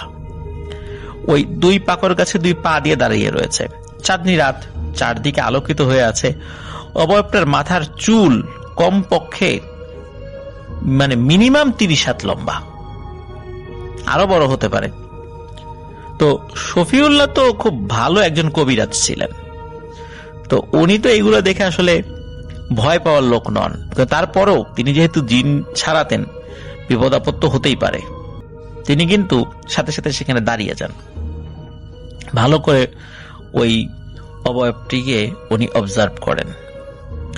ওই সময় ওই অবয়বটি ওই বৃদ্ধ মহিলার চেহারার, সে বলে ওঠে, শফিউল্লাহ, তোকে কিন্তু আমি অনেক দিন ধরে খেয়ালে রেখেছি, হাতের নাগালে পাচ্ছিলাম না খালি তোরে, আজকে তোরে পাইছি, দেখি তুই আমার নাগাল থেকে কিভাবে বের হস। তো শফিউল্লাহ কোনো কথার উত্তর দেয় না, সে দাঁড়িয়েছিল। সে তখন যে কাজটি করে সেটা হলো সে তার চারদিকে একটা বৃত্ত আঁকায় এবং বৃত্ত আঁকিয়ে ওর মধ্যে বসে পড়ে। নির্বিকার, সে ভয়ও পাচ্ছে না, মনে হচ্ছে সে বিষয়টা এনজয় করছে। এদিকে ওই যে অবয়বটি, সেও কিন্তু ঠায় ওখানে দাঁড়িয়ে আছে, সেও নড়ে না চড়ে না। এইভাবে 1 ঘন্টা, 2 ঘন্টা, 3 ঘন্টা হয়ে যায়, ওই অবয়বটি ওখান থেকে যায় না। শফিউল্লাহর কিন্তু ওই বৃত্তের মধ্যে বসে ঘুম চলে আসছে। সে একটু ঘুমের ঘোরেও চলে যায়। চিন্তা করেন প্রিয় লিসেনার্স, আমরা যদি সেখানে থাকতাম, যে সামনে এরকম ভয়ানক একটা অবয়ব রয়েছে, আমরা কি সেখানে ঘুমাতে পারতাম? নিশ্চয়ই না। কিন্তু সে ঘুমিয়েছে। কতক্ষণ ঘুমিয়েছে জানে না। ঘুম থেকে উঠে দেখে ওই অবয়বটা ওখানেই দাঁড়ানো। তখন ওই অবয়বটি বিরক্ত হয়ে বলে, কিরে, তুই আমার পায়ের নিচ দিয়ে যাওয়ার চেষ্টা করলি না কেন? তখন শফিউল্লাহ বলে, তোর পায়ের নিচ দিয়ে যাওয়ার ইচ্ছা আমার নাই। তোর যদি এতই মনে শখ থাকে এইভাবে দাঁড়ায় থাকার, থাক দাঁড়ায়। এই কথা বলার কিছু সময় পরে হঠাৎ করে ওই মহিলা হাও মাও করে কান্নাকাটি শুরু করে। শফিউল্লাহ, আমারে মাফ করে দে, আমি চলে যাব, তুই আমার ছাড়, আর কখনোই তোর সামনে আসবো না, এখন আজান দিয়ে দেবে, আমাকে ছেড়ে দে। এই কথা শুনে শফিউল্লাহ হা হা করে হেসে ওঠে। প্রিয় লিসেনার্স, আমরা শুনতাম যে এই ধরনের ভূত প্রেতের সামনে পড়লে মানুষ অনুনয় বিনয় করে এবং ভূত প্রেতে হাসাহাসি করে, কিন্তু এবার ঘটলো তার উল্টোটা। শফিউল্লাহ হা হা করে হাসছে। কারণ হচ্ছে শফিউল্লাহ ওই বৃত্তের ভিতর বসে এমন তন্ত্রমন্ত্র প্রয়োগ করেছিলেন ওই বৃদ্ধ মহিলারূপী ওই অশরীরীর উপরে। ওই অশরীরীটা ওইখান থেকে এক চুল নড়তে পারছিল না। ওই অশরীরীটা প্রথম দিকে মনে করেছিল যে দাঁড়িয়েই থাকি, শফিউল্লাহ আমার পায়ের নিচ দিয়ে যাক, ওকে পিষে মেরে ফেলবো। কিন্তু পরে ওই অবয়বটি সরে যাওয়ার সময় ফিল করে তার পা সে নড়াতে পারছে না।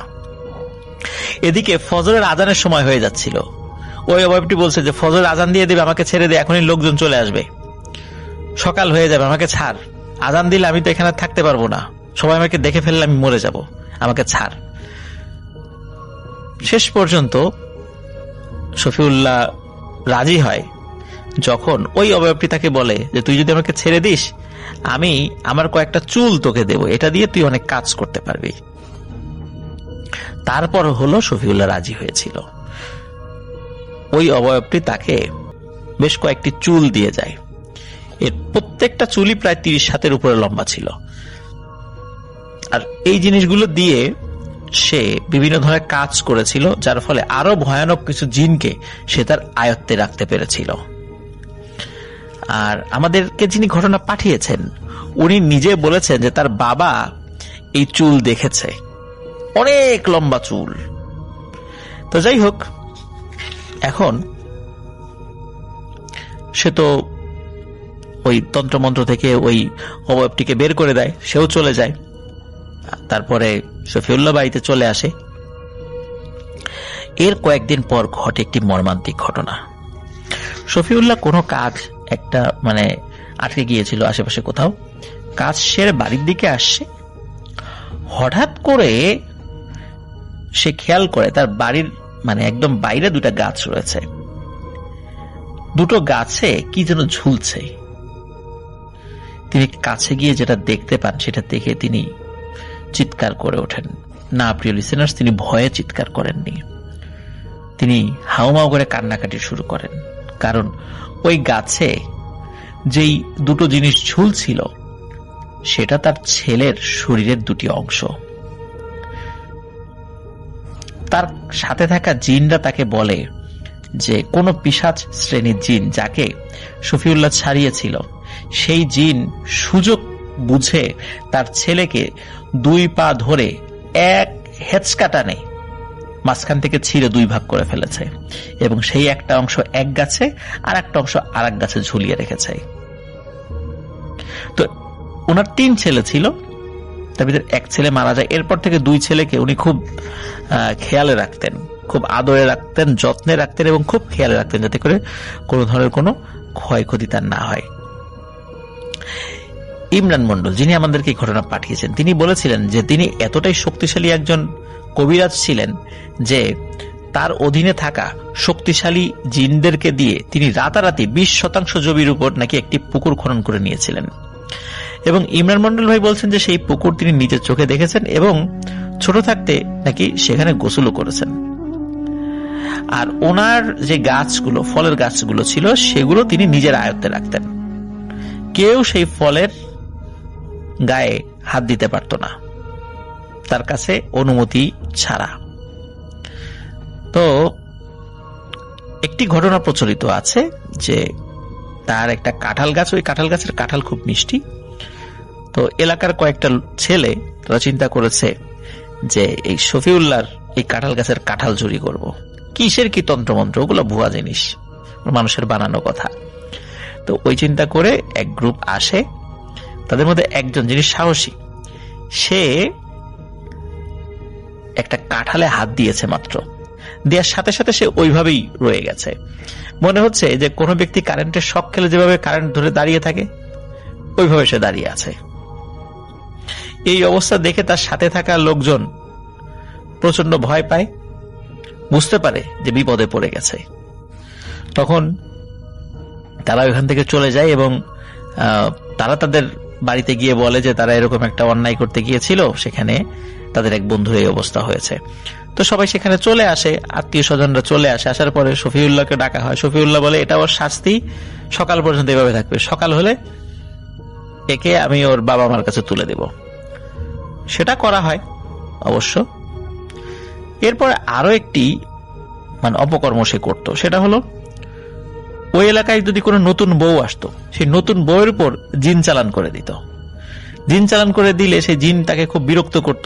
এই সমস্যা সমাধানের জন্য আবার শফিউল্লাহর কাছে আসতো। শফিউল্লাহ মোটা অঙ্কের একটা অ্যামাউন্ট দাবি করত এবং সেই টাকা নেয়ার পর ওই জিনকে আবার তার কাছ থেকে ছাড়িয়ে নিয়ে আসতো। এইভাবে অনেক উৎপাত সে করেছে। যাই হোক, আর এই ইমরান মন্ডল ভাইয়ের বাবা তিনি এই শফিউল্লাহকে খুব অপছন্দ করতেন তার বিভিন্ন এই ধরনের কাজের কারণে। আর তার বাবা তো এই চুল নিজের চোখে দেখেছিলেন এবং নিজের হাতে নাকি পরবর্তীতে এই চুল উনি পুড়িয়ে ফেলেছিলেন। তো যাই হোক প্রিয় লিসেনার্স, একজন তান্ত্রিকের গল্প বা একজন কবিরাজের গল্প। কবিরাজ এবং তান্ত্রিকের ভিতরে পার্থক্য রয়েছে। তান্ত্রিক তন্ত্রমন্ত্র প্র্যাকটিস করেন, কবিরাজ আবার গাছ গাছের চিকিৎসা করেন। আবার যারা এরকম তন্ত্রমন্ত্রের প্র্যাকটিস করেন তাদেরকেও কবিরাজ বলা হয়। অসংখ্য ধন্যবাদ আমাদের ইমরান মন্ডল ভাইকে চমৎকার একটি ঘটনা আমাদের সাথে শেয়ার করার জন্য। প্রিয় লিসেনার্স, এই টাইপের ঘটনা কিন্তু আপনারা মুরব্বীদের মুখে শুনে থাকবেন, যে এই যে গাছে হাত দিলে সে সেখানে দাঁড়িয়ে থাকতো। এই ধরনের ঘটনা কিন্তু আমি নিজেও শুনেছি, আছে, এবং অনেকেই নিজের চোখে দেখেছে। সুতরাং এই বিষয়টি সত্য। তবে এই ঘটনার একটি জায়গায় আমার কাছে খুবই অদ্ভুত লেগেছে। সেটি হলো ওই যে একটা পিশাচ শ্রেণীর মহিলা জিন, যে দুটো পাকড় গাছে পা দিয়ে দাঁড়িয়েছিল, মনে করেছিল ওখানে শফিউল্লাহকে সে বাগে পেয়ে কুপকাত করে ফেলবে, কিন্তু হয় তার উল্টোটা। সে নিজেই সেখানে আটকে যায়। ফজরের আজানের সময় হয়ে যায়, কিন্তু সে সেখান থেকে যেতে পারছে না। ফলশ্রুতিতে কান্নাকাটি জুড়ে দেয় এবং বের হওয়ার জন্য সে নিজের এক গোছা চুল শফিউল্লাহকে দেয়, যেটা দিয়ে শফিউল্লাহ আরো বড় তান্ত্রিক হয়ে উঠেছিল। তো প্রিয় লিসেনার্স, আশা করছি আমাদের এই ঘটনাটি আপনাদের ভালো লেগেছে। চলে যাচ্ছি রেফায়েত ভাইয়ের ঘটনায়।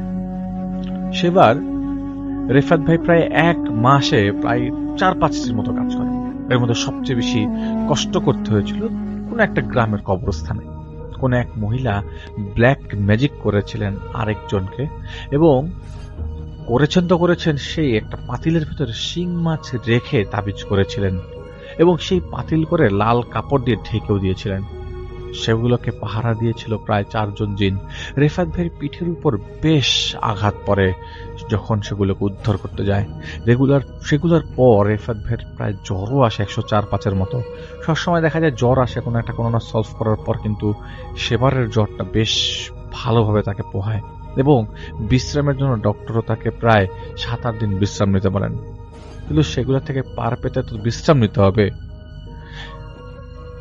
তার যুবক বয়সের ঘটনা, এবং সেই যুবক থাকা অবস্থায় রেফায়েত ভাইয়ের এরকম রক্ত ছিল প্রচন্ড গরম, মাথা খারাপ হয়ে যেত, কিছু দেখলেই মাথা খারাপ হয়ে যেত। বেশিরভাগ কাজে হাত দেওয়ার সময় যদি খারাপ জিনের পাল্লায় পড়তো, মোস্ট অফ দ্য টাইম তারা সবাই তার মায়ের নাম ধরে তাকে ডাকতো, এবং এক প্রকার রাগের উদ্রেক সৃষ্টি করতো রেফায়েত ভাইয়ের উপর। যাই হোক, কোনো এক রাতে বিশ্রাম চলাকালীন অবস্থায়, তখনও তিনি বিয়ে শাদী করেন নাই, বিশ্রাম চলাকালীন অবস্থায় তাহাজ্জুদ নামাজের জন্য উঠবেন, অজু করে ঘরে প্রবেশ করবেন, এবং টিনের চাল থেকে হঠাৎ করেই তার সামনে 2 জন ওস্তাদ নেমে আসে।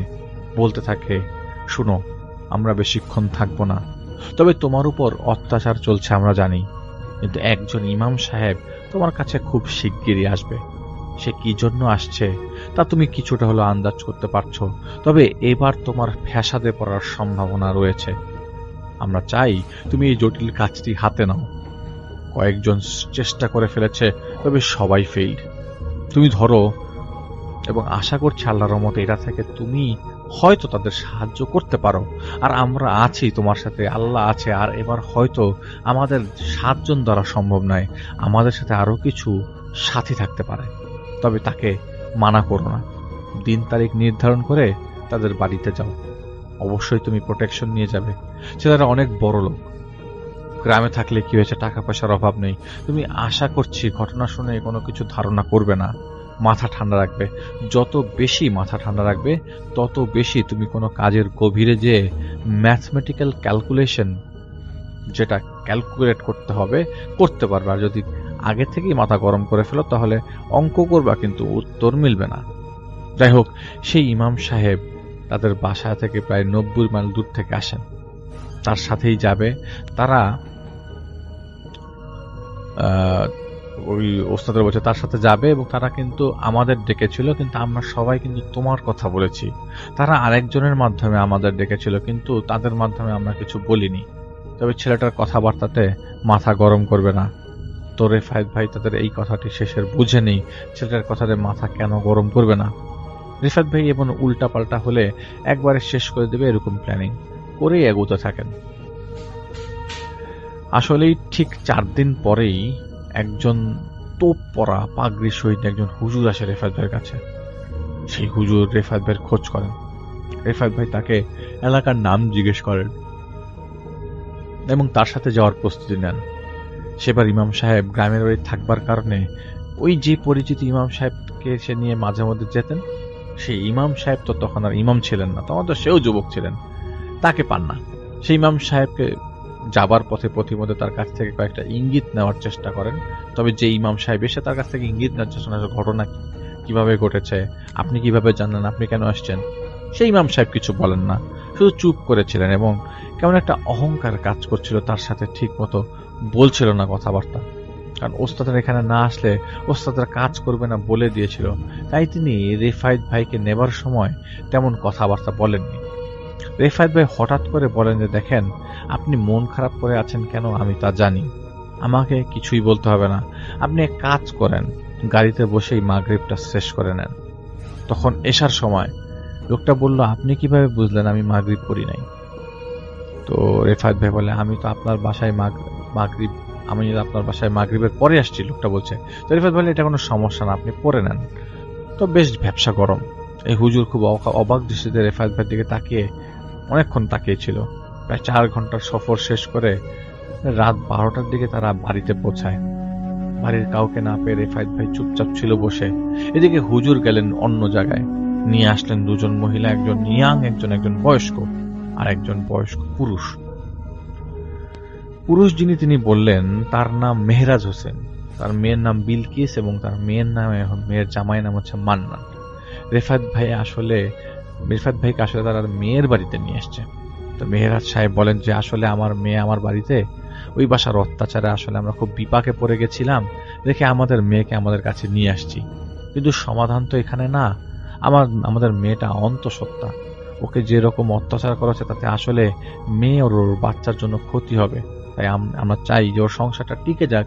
কিন্তু মান্নানের হাব ভাব প্রথমে ঠিক না থাকলেও ঝগড়া হতো, এখন ও আসলে দুনিয়ারই না। তখনই আমরা ঠিক করি যে আমরা আমাদের মেয়েকে নিয়ে আসবো। ওই বাসায় যেহেতু আমরা ছিলাম না, আপনি আমার মেয়ের কাছ থেকে শুনেন আসলে কি হয়েছিল, কেন আপনাকে এখানে ডাকা হলো। তো রেফাত ভাই পর্দার আড়াল থেকে শুনছিল। সেই মহিলা বলতে থাকলো যে, গত 3 মাস আগে যখন প্রথম তিনি জানতে পারলেন তিনি অন্তঃসত্ত্বা, তখন থেকেই অত্যাচারের লেভেলটা আসলে ক্রস করে যায়। বিলকিসের পেটে কয়েকশো বার লাথি দেওয়ার চেষ্টা করে, বিলকিসকে হাত দিয়ে আটকে দেয়, সরিয়ে দেয়, কিন্তু রক্ষা পাচ্ছিল না, কোন সময় লেগে গেলে বিপদ।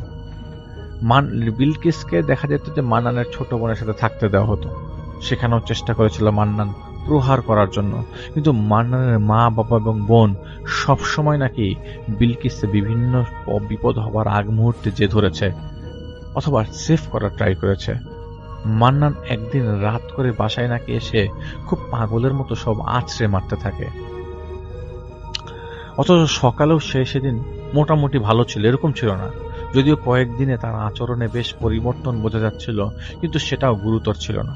যে কয়দিন আচরণের পরিবর্তন ছিল, সেই কয়দিন নাকি সে প্রায় সবসময় ঘর থেকে বের হয়ে উঠোনে বসে রাতের বেলা বিশাল গোল করে দাগ করে সেটার মাঝখানে বসতো। এরকম নাকি সে কয়েকদিন করেছিল। তো উঠানে কিছু জিনিস ছিটানো থাকতো, পরে পরিষ্কার অবস্থায় অন্ধকার বোঝা না গেল আকস্মিক ভাবে পরদিন সকালবেলা কিছু ময়লা পাওয়া যেত। এরপর থেকে চেয়ারে সে প্রায় সময় বসে থাকে আর পাগলের মতো আচরণ করে, আর উঠোনে আসে না। ওকে জিনে ধরেছে কনফার্ম, এবং ভালো করে ধরেছে বিধায় এরকম করছে। এর থেকে পরিত্রাণের উপায় তারা খোঁজ করছিল, কিন্তু ওস্তাদরা এসে তার ঠিকানা দেওয়ার কারণে রেফাত ভাইকেই আসলে নিয়ে আসা হয়। আগের একজন ইমাম সাহেব নাকি মান্নানকে ঠিক করতে গেছিল। সেদিন নাকি ইমামের বাসার সিলিং ফ্যানগুলা উপর থেকে ধসে পড়ে, বাসা খেপেছিল সারা রাত। আর কি হয়েছে পরিষ্কার জানা যায়নি, কিন্তু ইমাম সাহেব পরিষ্কার না করে দিয়েছিলেন। রেফাত ভাই আর সেদিন রাতে গেলেন না, কারণ পাশাপাশি গ্রাম, ছেলের বাসায় গেলেন না, মান্নানদের বাসায় যেতে 20-25 মিনিট সময় লাগে। যাই হোক, পরের দিন রেফাত ভাই যান এবং আসরের পর যান। সেই বাড়িতে যে দেখা যায় বিষণ্ণ একজন ভদ্রলোক বারান্দায় বসে হুকা টানছে, আর দূরের উঠোনার রান্নাঘরে একজন মহিলা রান্না করছে। ইমাম সাহেব রেফাত ভাইয়ের মান্নানের বাবার সাথে পরিচয় করে এবং বিলকিসের বাবার রেফারেন্সে উনি দেখবেন মান্নানকে এটা কথা জানিয়ে দেন। মান্নানের বাবা ইশারা দিয়ে রুম দেখিয়ে দেয়, কিন্তু কিছু বলছিল না। আপন মনে হুকা টানছিল। মনে হচ্ছিল এই কাজ আগে অনেকে করতে আসছে, কিন্তু এইবারও কেউ পারবে না। এইবার ওই বাড়ির সকলেই রেফায়েত ভাইয়ের দিকে তাকে এমন ভাবে ছিল যেন রেফায়েত ভাই ডাকাতি করতে এসছে। আসলে যুবককালের ঘটনা, তাই সবাই এই মুহূর্তে তাকে স্বাভাবিকভাবে নিতে পারছে না। এগুলি কারো তো বয়স্ক বিশাল দাড়িওয়ালা মানুষ, রেফায়েত ভাই তো তখন দাড়ি হয় নাই, হলেও হালকা হালকা। ওই বাড়ির সকলেই রেফায়েত ভাইয়ের দিকে এমন, ওই তো যুবককালের ঘটনা যেহেতু। তো এই গত 1 মাস যাবত এই লোক কথাই বলছে না, চুপচাপ আছে, চেয়ারে বসে থাকে, খাওয়া দিলে খালি গন্ধ শুকে খায় না। রাতে হলে উঠানে বসে গোল করে বৃত্ত আকার এই চলছে। ঘরের মানুষকে কখনো অ্যাটাক করেনি, কিন্তু কয়েকদিন যাবত তার হাব ভাবে বোঝা যাচ্ছিল সে অ্যাটাক করে ফেলবে। ছোপের ভিতরে হঠাৎ করে রেফাত ভাই আসলে শরীর ভারী লাগতে থাকে বাসায় ঢোকার পর। একটা পর্যায়ে রেফাত ভাইকে দূর থেকে ইশারা দেখে দেখেন যে ইশারা দেন, ভেতর থেকে কেউ জানি তাকে ডাকছে। হঠাৎ খুব জোরে চিৎকার করা শুরু করে রেফায়েত ভাইয়ের নাম, এই রেফায়েত, কিরে ঝোপে নাকি তোর মায়ের বিষ পান হয়েছিল? কিরে কেমন লাগছিল রে? তোর চরিত্রহীন মায়ের সাথে তোর দেখা হয় না, আসে না তোর কাছে? আমি তো পাঠাই ওই বৈজন্মাকে। তোকে জন্ম দিল এক পুরুষের সাথে, আর আরেক পুরুষের সাথে হাতে নাতে ধরা, আর খাইলো বিষ। এরকম বেজন্মার কি পরিণতি হয় জানিস? তো রেফায়েত ভাই রুমে প্রবেশ করে এবং ও কি বলছে না বলছে সেগুলি না দেখে সে চারিপাশ খেয়াল করতে থাকে। রাগে তো গড়গড় করছে রেফায়েত ভাই ভেতরে, ঘরের উপর কিছু আছে নাকি তাও নিচ থেকে চেক করতে বলে, কিরে তোদের এখানে কতদিনের জন্য নোংর ফেললি? তোর সাথে এখানে রুচিতে বাদে কথা বলতে ভেবেছিলাম, তোর সাথে ভালো ব্যবহার করবার, তুই দেখি আমার মাকে টেনে নিয়ে আসছিস সেখানে। কেন তোর মা তোকে কি ভালোভাবে জন্ম দেয় নাই? আমার তো মনে হয় না দেয় নাই। মানুষের মাঝে এসে মানুষের ভেতরে থেকে কথা বলার কাপুরুষতা ছাড়, পারলে সামনে আয়, মোকাবেলা করি, আয় দেখি বোতলে ভরা ছাড়া মাটির নিচে পুঁতা যায় নাকি তোকে। আয় সামনাসামনি আয়, পারলে তোর নাম বলি শুনি। এরপর আর কিছু বলে না। প্রায় 3 ঘন্টার চেষ্টাও রেফাত ভাই কোনো নাম বলাতে পারে নাই, সেই যে চোখ বন্ধ মানে বন্ধ। এরপর রেফাত ভাই চলে যায় এবং এর মাঝে শুধু সে গড়গড় করছিল। তো রেফায়েত ভাই সেই বাড়ি থেকে ব্যাক করে বিলকিসের বাড়িতে থাকে, কারণ তারাই তাকে নিয়ে আসছিল মানে ওই জায়গাতে। তবে রাত 1টার দিকে হুজুর আসে, যে হুজুরটা বিলকিসের বাসায় ছিল, এবং তাকে নিয়ে মান্নানদের বাড়িতে যায়। যে সবাই চিৎকার চেঁচামেচি, সবার কান্নার রোল পড়ে গেছে। কাহিনী কি? সবাই এরকম পানির বালতি নিয়ে দৌড়াচ্ছে কেন? পরে ঘরে গিয়ে ঢুকে গেল মান্নানের মা ফ্লোরে শুয়ে আছে অজ্ঞান হয়ে। সবাই বাতাস করছে আশেপাশের বয়স্ক মহিলারা, এবং খুব জোরে জোরে কান্না করছে মান্নানের বাবা। রিফাত ভাই জিজ্ঞেস করেন, আমাকে একটু বলেন তো আঙ্কেল, কি হয়েছে, সমস্যা কি? মান্নানের বাবা বলেন, আপনি গেলেন আর সে আজ রাতে আমাদের ঘুমিয়েছিলাম আমরা, হঠাৎ করে দেখি সে আমার উপরে, দরজা খুলে সে আমার উপরে আসে এবং খুব বুকে খুব জোরে একটা খুশি মারে। আমি খুব চিৎকার দিয়ে ঘুম থেকে উঠে যাই। তার মা তাকে সরাতে গেলে তার মাকেও সে গালাগাল করে একটা সময় লাথি মেরে দূরে সরে যায়। সেই থেকে তার মা এক চিৎকার অজ্ঞান, কারণ তার মা দেখছিল বিছানার উপরে রক্তে ভেজা একটা চাপাতি রাখা। এদিকে আমার গলাতে সে হাত রেখে হাত গলা চাপ দেয়। আমি প্রায় মৃত্যুকে কাছ থেকে দেখছিলাম। আজ পাশের ঘরেই আমার মেয়ে এবং কাজের মেয়েটা এসে উদ্ধার করে। আমার মেয়ে কি মনে করে যেন সূরা ফাতিহা পড়লেও আমার গলা ছেড়ে দেয় এবং রান্নাঘর থেকে বটি নিয়ে ওর হাতে কয়েকটা বাড়ি দেয় এবং রক কেটে ফেলে মান্নান নিজেই। ওকে পাশে বাড়ির কিছু ভদ্রলোক আমাদের আছে, সেই সব ভদ্রলোক ওকে হাসপাতালে নিয়ে যায় এবং নিয়ে গেছে, এখনো আসেনি। এই রাত 11 থেকে আমার রুমের সামনে পায়চারি করছিল। আমি জানি না, আসলে আমরা বুঝি নাই। আপনি আসার পর থেকে ওর এরকম পাগলামিটা বেড়ে গেল। মনে করেছে আমি এনেছি আপনাকে, কিন্তু আপনি এখান থেকে ওর যদি কিছু করতে না পারেন তত খুব ভালো, আর যদি না পারেন তাহলে এক কাজ করবেন, আমার জন্য ওকে মেরে ফেলেন। রেফায়েত ভাই খুব অবাক হয়ে যায়। এরকম ভাবে একটা লোক বলছে তাকে। রেফায়েত ভাই এরকম স্টেটমেন্টের পর দেখেন উঠানে বিশাল করে গোল করে কিছু আঁকা, সেখানে রক্ত পড়া। তিনি জিজ্ঞেস করলেন, এখানে রক্ত আসলো কিভাবে? তখন বাড়ির লোকজন বলতে লাগলো, এখানে সে জোরে জোরে কান্না কান্না কান্না কান্না বলে ডাকছিল, কাকে জানি। এরপর থেকে তারা আর হুঁশ নেই। ফজরের নামাজের পর থেকে ওকে বাসায় নিয়ে আসা হয়। ফজরের নামাজ পর ওকে বাসায় নিয়ে আসা হয়। বটির ধার না থাকায় রক পর্যন্ত যায়নি, তবে কম আঘাত পায়নি। সে কয়েকটা কোপ দিয়েছে, সেগুলোর আঘাত সে নিজে পেয়েছে। চোখগুলো চোখগুলো দিয়ে দেখছে এবং শব্দ করছে গড়গড় করে, আর রেফাত ভাইয়ের দিকে তাকিয়ে আছে। ওকে বাসার ভেতর নেওয়া হলে আর কোনো শব্দ নেই। ওই দিনই সন্ধ্যায় পরের দিন সন্ধ্যায় রাতে রেফাত ভাই ওর রুমে যায়। রেফাত ভাই অনেকক্ষণ দোয়া পড়েন, কিন্তু কোনো সারা শব্দ নাই, কিছু বলছে না। রেফাত ভাইকে হঠাৎ সে বলে, আমাকে শেষ করতে চায় আমার বোন। ভেতর থেকে কথা আসছে, হঠাৎ করে কথা বলে উঠলো। রেফাত ভাই সুস্থ হয়ে গেছে নাকি? আমাকে তাবিজও করেছে, ও আমার কাছে আসে না দেখেন, ও আমাকে ডেকে নিয়ে শ্মশানে একজনের সাথে পরিচয় করিয়ে দেয়। এরপর থেকে আমার আর কিছু মনে নেই। রেফাত ভাই চুপচাপ শুনছিলেন, এত ভালো করে বলছে যে রেফাত ভাই মনে হতে লাগলো মান্নান ব্যাক করেছে। ও বলতে লাগলো, আমার বোন চায় না আমার স্ত্রী আমার সাথে থাকুক, এই বিয়ে হোক ও চাচ্ছিল না। আমার বাবা আমার সাথে ওর এক ধরনের এক দফা ঝগড়া চলছিল, এবং আমার এক আত্মীয় নিয়ে বিয়ে যাতে না হয় এই চেষ্টা করছিল। হঠাৎই আমার এরকম পরিবর্তন। আমি আমার স্ত্রীকে চাই, আমাকে বাঁচান।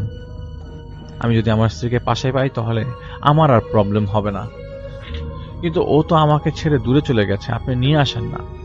রেফাত ভাই জিজ্ঞেস করে, কত দূরে? সে বলে, ওর বাবা ওকে নিয়ে গেছে। আপনি তো জানেন। রেফাত ভাই বলে, আপনি বিশ্রাম করেন, আপনার সাথে পরে কথা হবে। আর রেফাত ভাই দেখছিলেন, আসলেই তো বোনটা তো আসলে সামনে আসে না। এই বাসায় তো সবাই সামনে আসছে, কিন্তু বোনটাকে তো দেখা যায়নি ঠিক মতো আমার সামনে। তো 7-5 ভাবতে ভাবতে রেফাত ভাই বরাদ্দকৃত ঘরে চলে যায়। রেফাত ভাইয়ের সাথে এখন সেই এন্টিটি যে মান্নানের ভেতরে ঢুকেছে কথা বলছে না। বাড়ির লোকজন আর কিছু বলতে পারছিল না, কারণ সবার অবস্থা ভালো না। পরে আশেপাশের বয়স্ক মুরব্বী যারা আছে তারা সারাক্ষণ মান্নানের মায়ের সাথে কথা বলার চেষ্টা করছিল, তাকে সান্ত্বনা দেওয়ার চেষ্টা করছিল।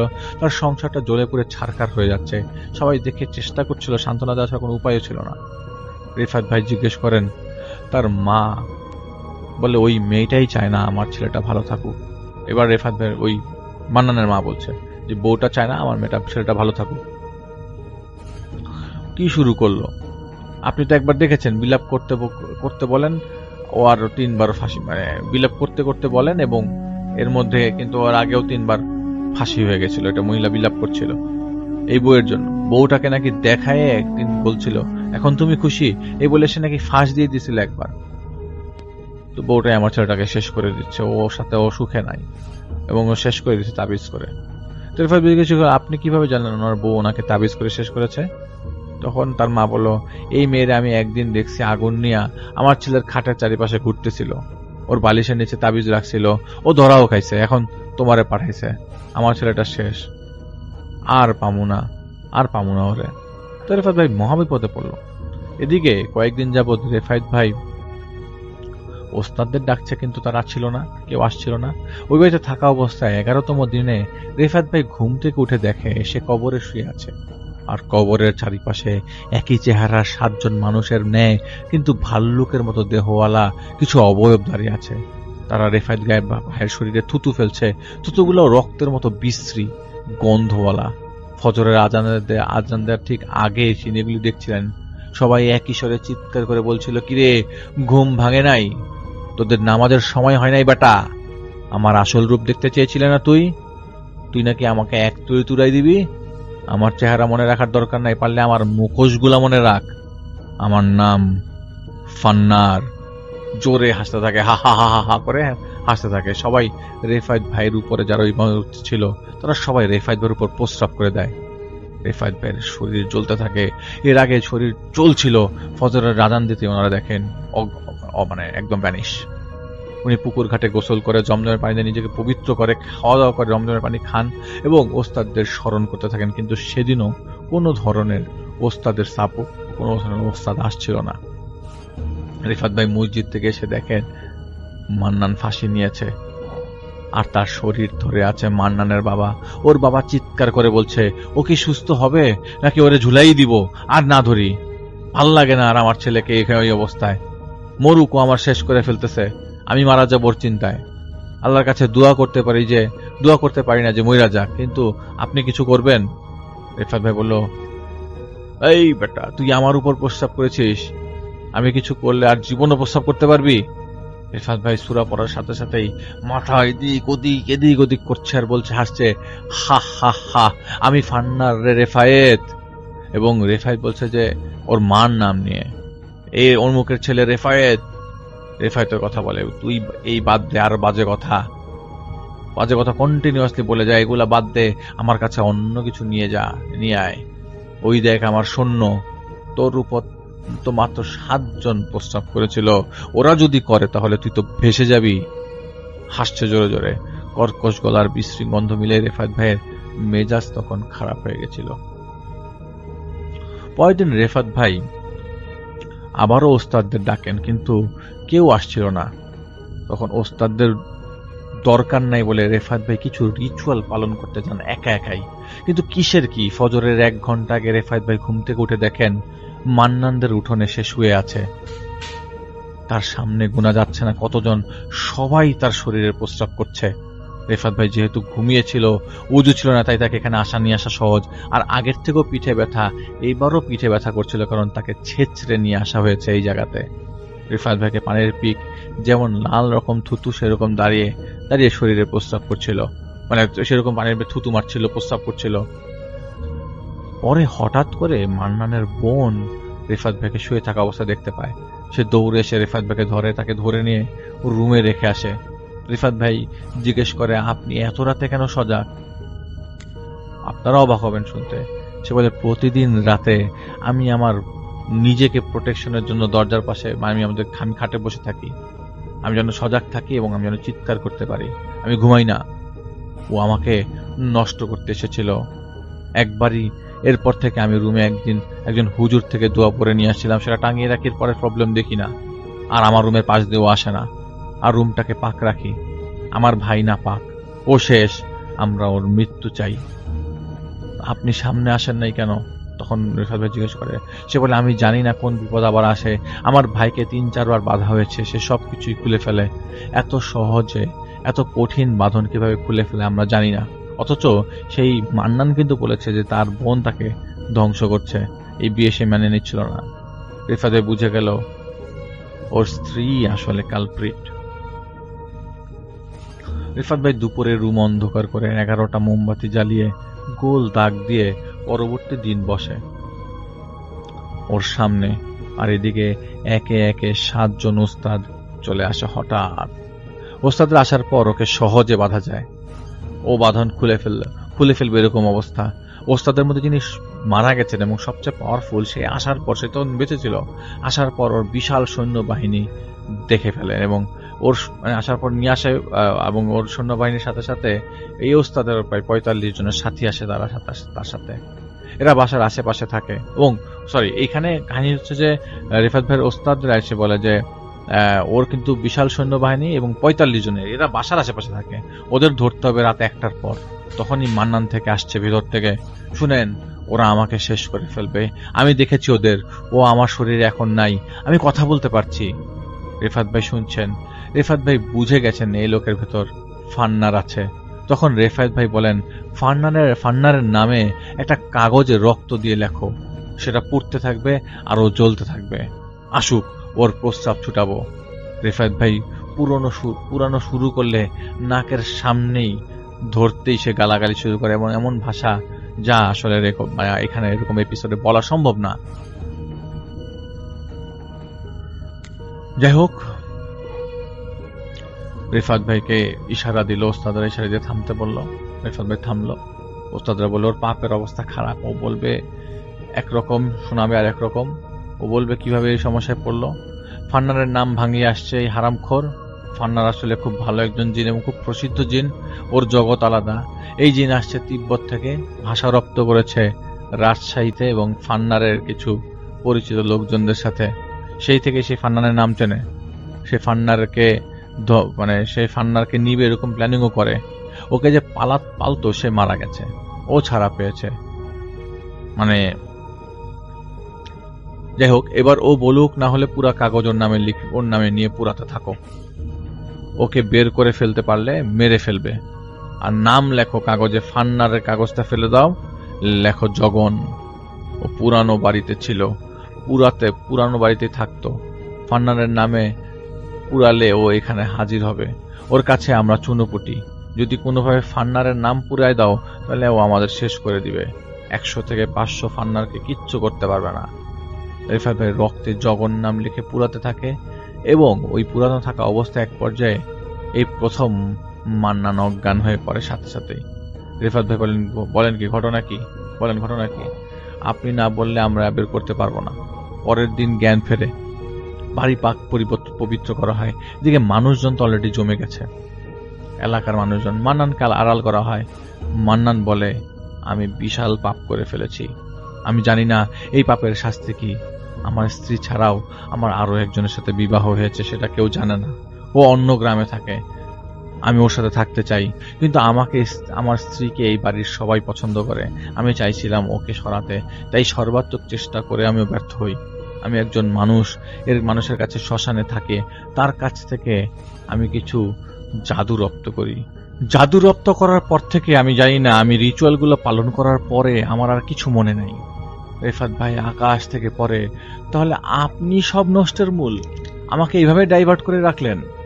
অথচ ওস্তাদা শুরু থেকে আসলে আমি ডাইভার্ট হইতাম না। এই বলতে রেফাত ভাই ছিটকে পড়ে, হঠাৎ করে টিনের চালের সাথে বাড়ি খায় সবাই।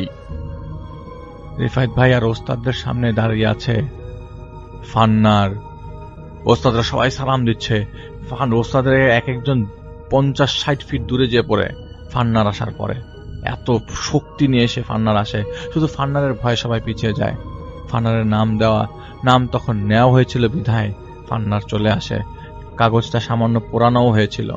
ফান্নানের সামনে হাত জোর করে ওস্তাদ হচ্ছে সবচেয়ে পাওয়ারফুল যিনি, তিনি ওকে বুঝাতে থাকেন একটা ভাষায়। একটা সময় ফান্নার রাজি হয় চলে যেতে। তুড়ি মারার সাথে সাথেই মাংস চাপ দিলে যেরকম ছিন্ন ভিন্ন হয়ে যায়, ছোট মাংস, আপনি ফর এক্সাম্পল কোনো বেলুনের ভিতরে যদি লিকুইড রক্ত ঢুকানো হয় এবং সেটা চাপ দেওয়ার পর যেরকম স্প্ল্যাশ করে রক্ত, সেরকম ছিন্ন ভিন্ন হয়ে স্প্ল্যাশ করছে চারিপাশে, এরকম শব্দ আসছে। ফান্নার চলে যায়, জগনকে ছিন্ন ভিন্ন করে চলে যায়। পুরো বাড়িতে তাবিজ পুঁতেছিল মান্নান, জগন পুঁতিয়েছিল। যা খারাপ কাজ করার সে মান্নানকে দিয়ে করিয়েছে। দিন শেষে কিছু তাবিজ পাওয়া যায় বাড়ির উঠোনের মাঝখানে, মাঝ বরাবর। রেফাত ভাই মান্নানকে আর কি বলবেন, সেটার ভাষা নাই, কিন্তু মান্নানের স্ত্রীকে বলেছেন আপনি আর ওই বাড়িতে না গেলেই হবে। এই আজ জাদুটনার সাহায্য নিয়েছে, কাল অন্য কিছু দিয়ে সে জাদু করবে। ওনাকে ওনার মতো থাকতে দিন। পরে যদিও ওনাকে বের করে দেওয়া হয় বাসা থেকে, এটা পরে উনি খবর পেয়েছিল। এরপরে জানা যায়নি আসলে কি হয়েছে, কিভাবে কি হয়েছে, হয়তো এখন কি অবস্থায় আছে সেটাও রেফাত ভাই জানেন না।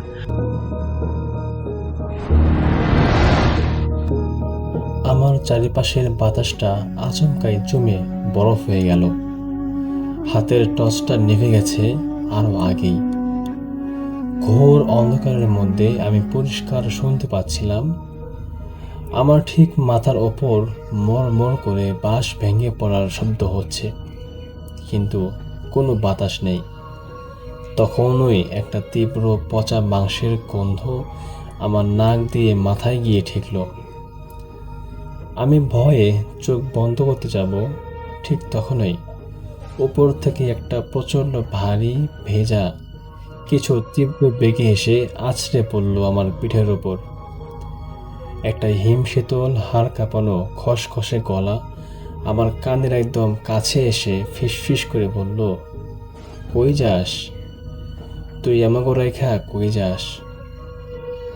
এমনটা শোনার পর আমি জ্ঞান হারানোর আগে শুধু দেখতে পেয়েছিলাম দুটো কুচকুচে কালো লোমশ হাত আমার গলা চেপে ধরেছে। এই ঘটনা আজ থেকে প্রায় 8-9 বছর আগের, অর্থাৎ সাল তখন 15 নভেম্বর 2015 সালের নভেম্বর মাসের শেষের দিকে। আমার নাম রাকিব।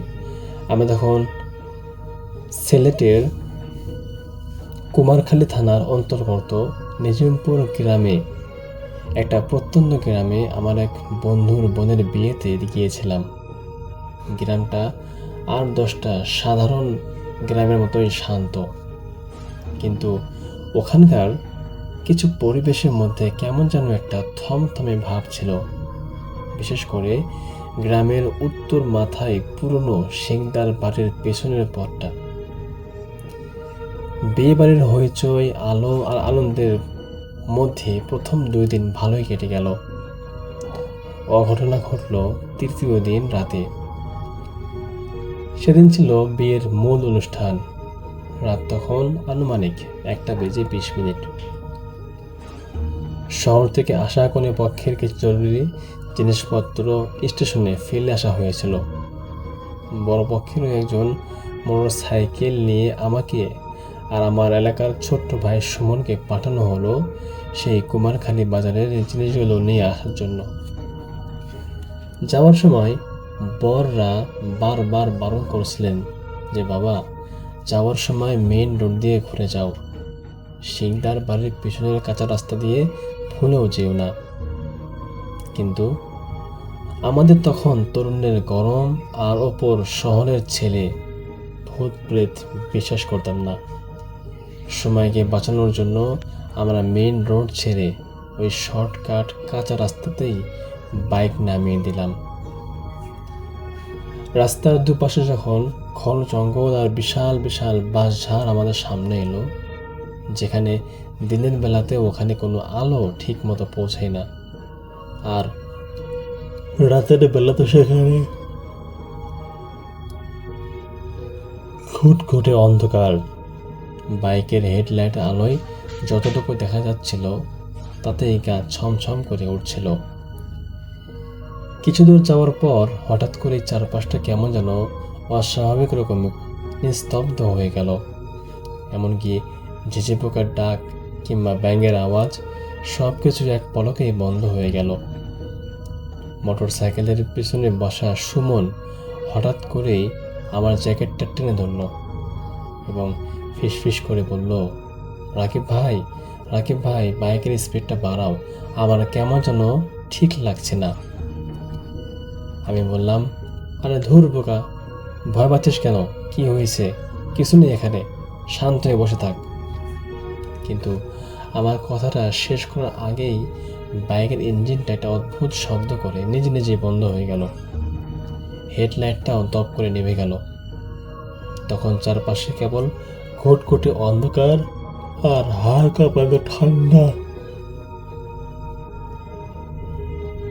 কুয়াশা এত ঘন হয়ে উঠছিল যে নিজের হাতটাও ভালো করে দেখা যাচ্ছিল না। আমি বারবার সেলফ দিচ্ছিলাম, কিন্তু বাইকটা স্টার্ট নেওয়ার কোনো নামই নিচ্ছিল না। ঠিক তখনই আমরা প্রথম সেই শব্দটা শুনলাম, যা ঠিক খসখস আওয়াজের মতো ছিল। আমার ঠিক ডান দিকের বাঁশ ঝাড়ের ভেতর থেকে কেউ একজন শুকনো পাতা মারে দিয়ে হেঁটে আসছে।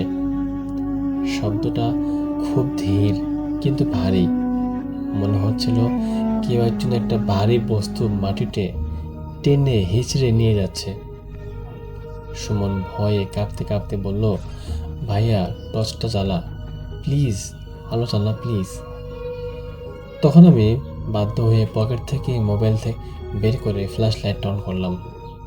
আলোর তীব্রতা যেখানে গিয়ে পড়ল সেখানে কোনো মানুষ ছিল না, কিন্তু আমরা যা দেখলাম তা দেখার জন্য আমরা মোটেই কেউই প্রস্তুত ছিলাম না। একটা বিশাল বাঁশ একদম মাঝখানে থেকে ধনুকের মতো বেঁকে রাস্তার ওপর এসে পড়েছে, আর সেই বাঁশের জগায় কুঁজো হয়ে বসে আছে একটি অবয়বহীন একটা কালো মূর্তি। তার চুলগুলো মাটিতে ঠেকেছে। ভয়ে আমাদের বুক কেঁপে উঠল।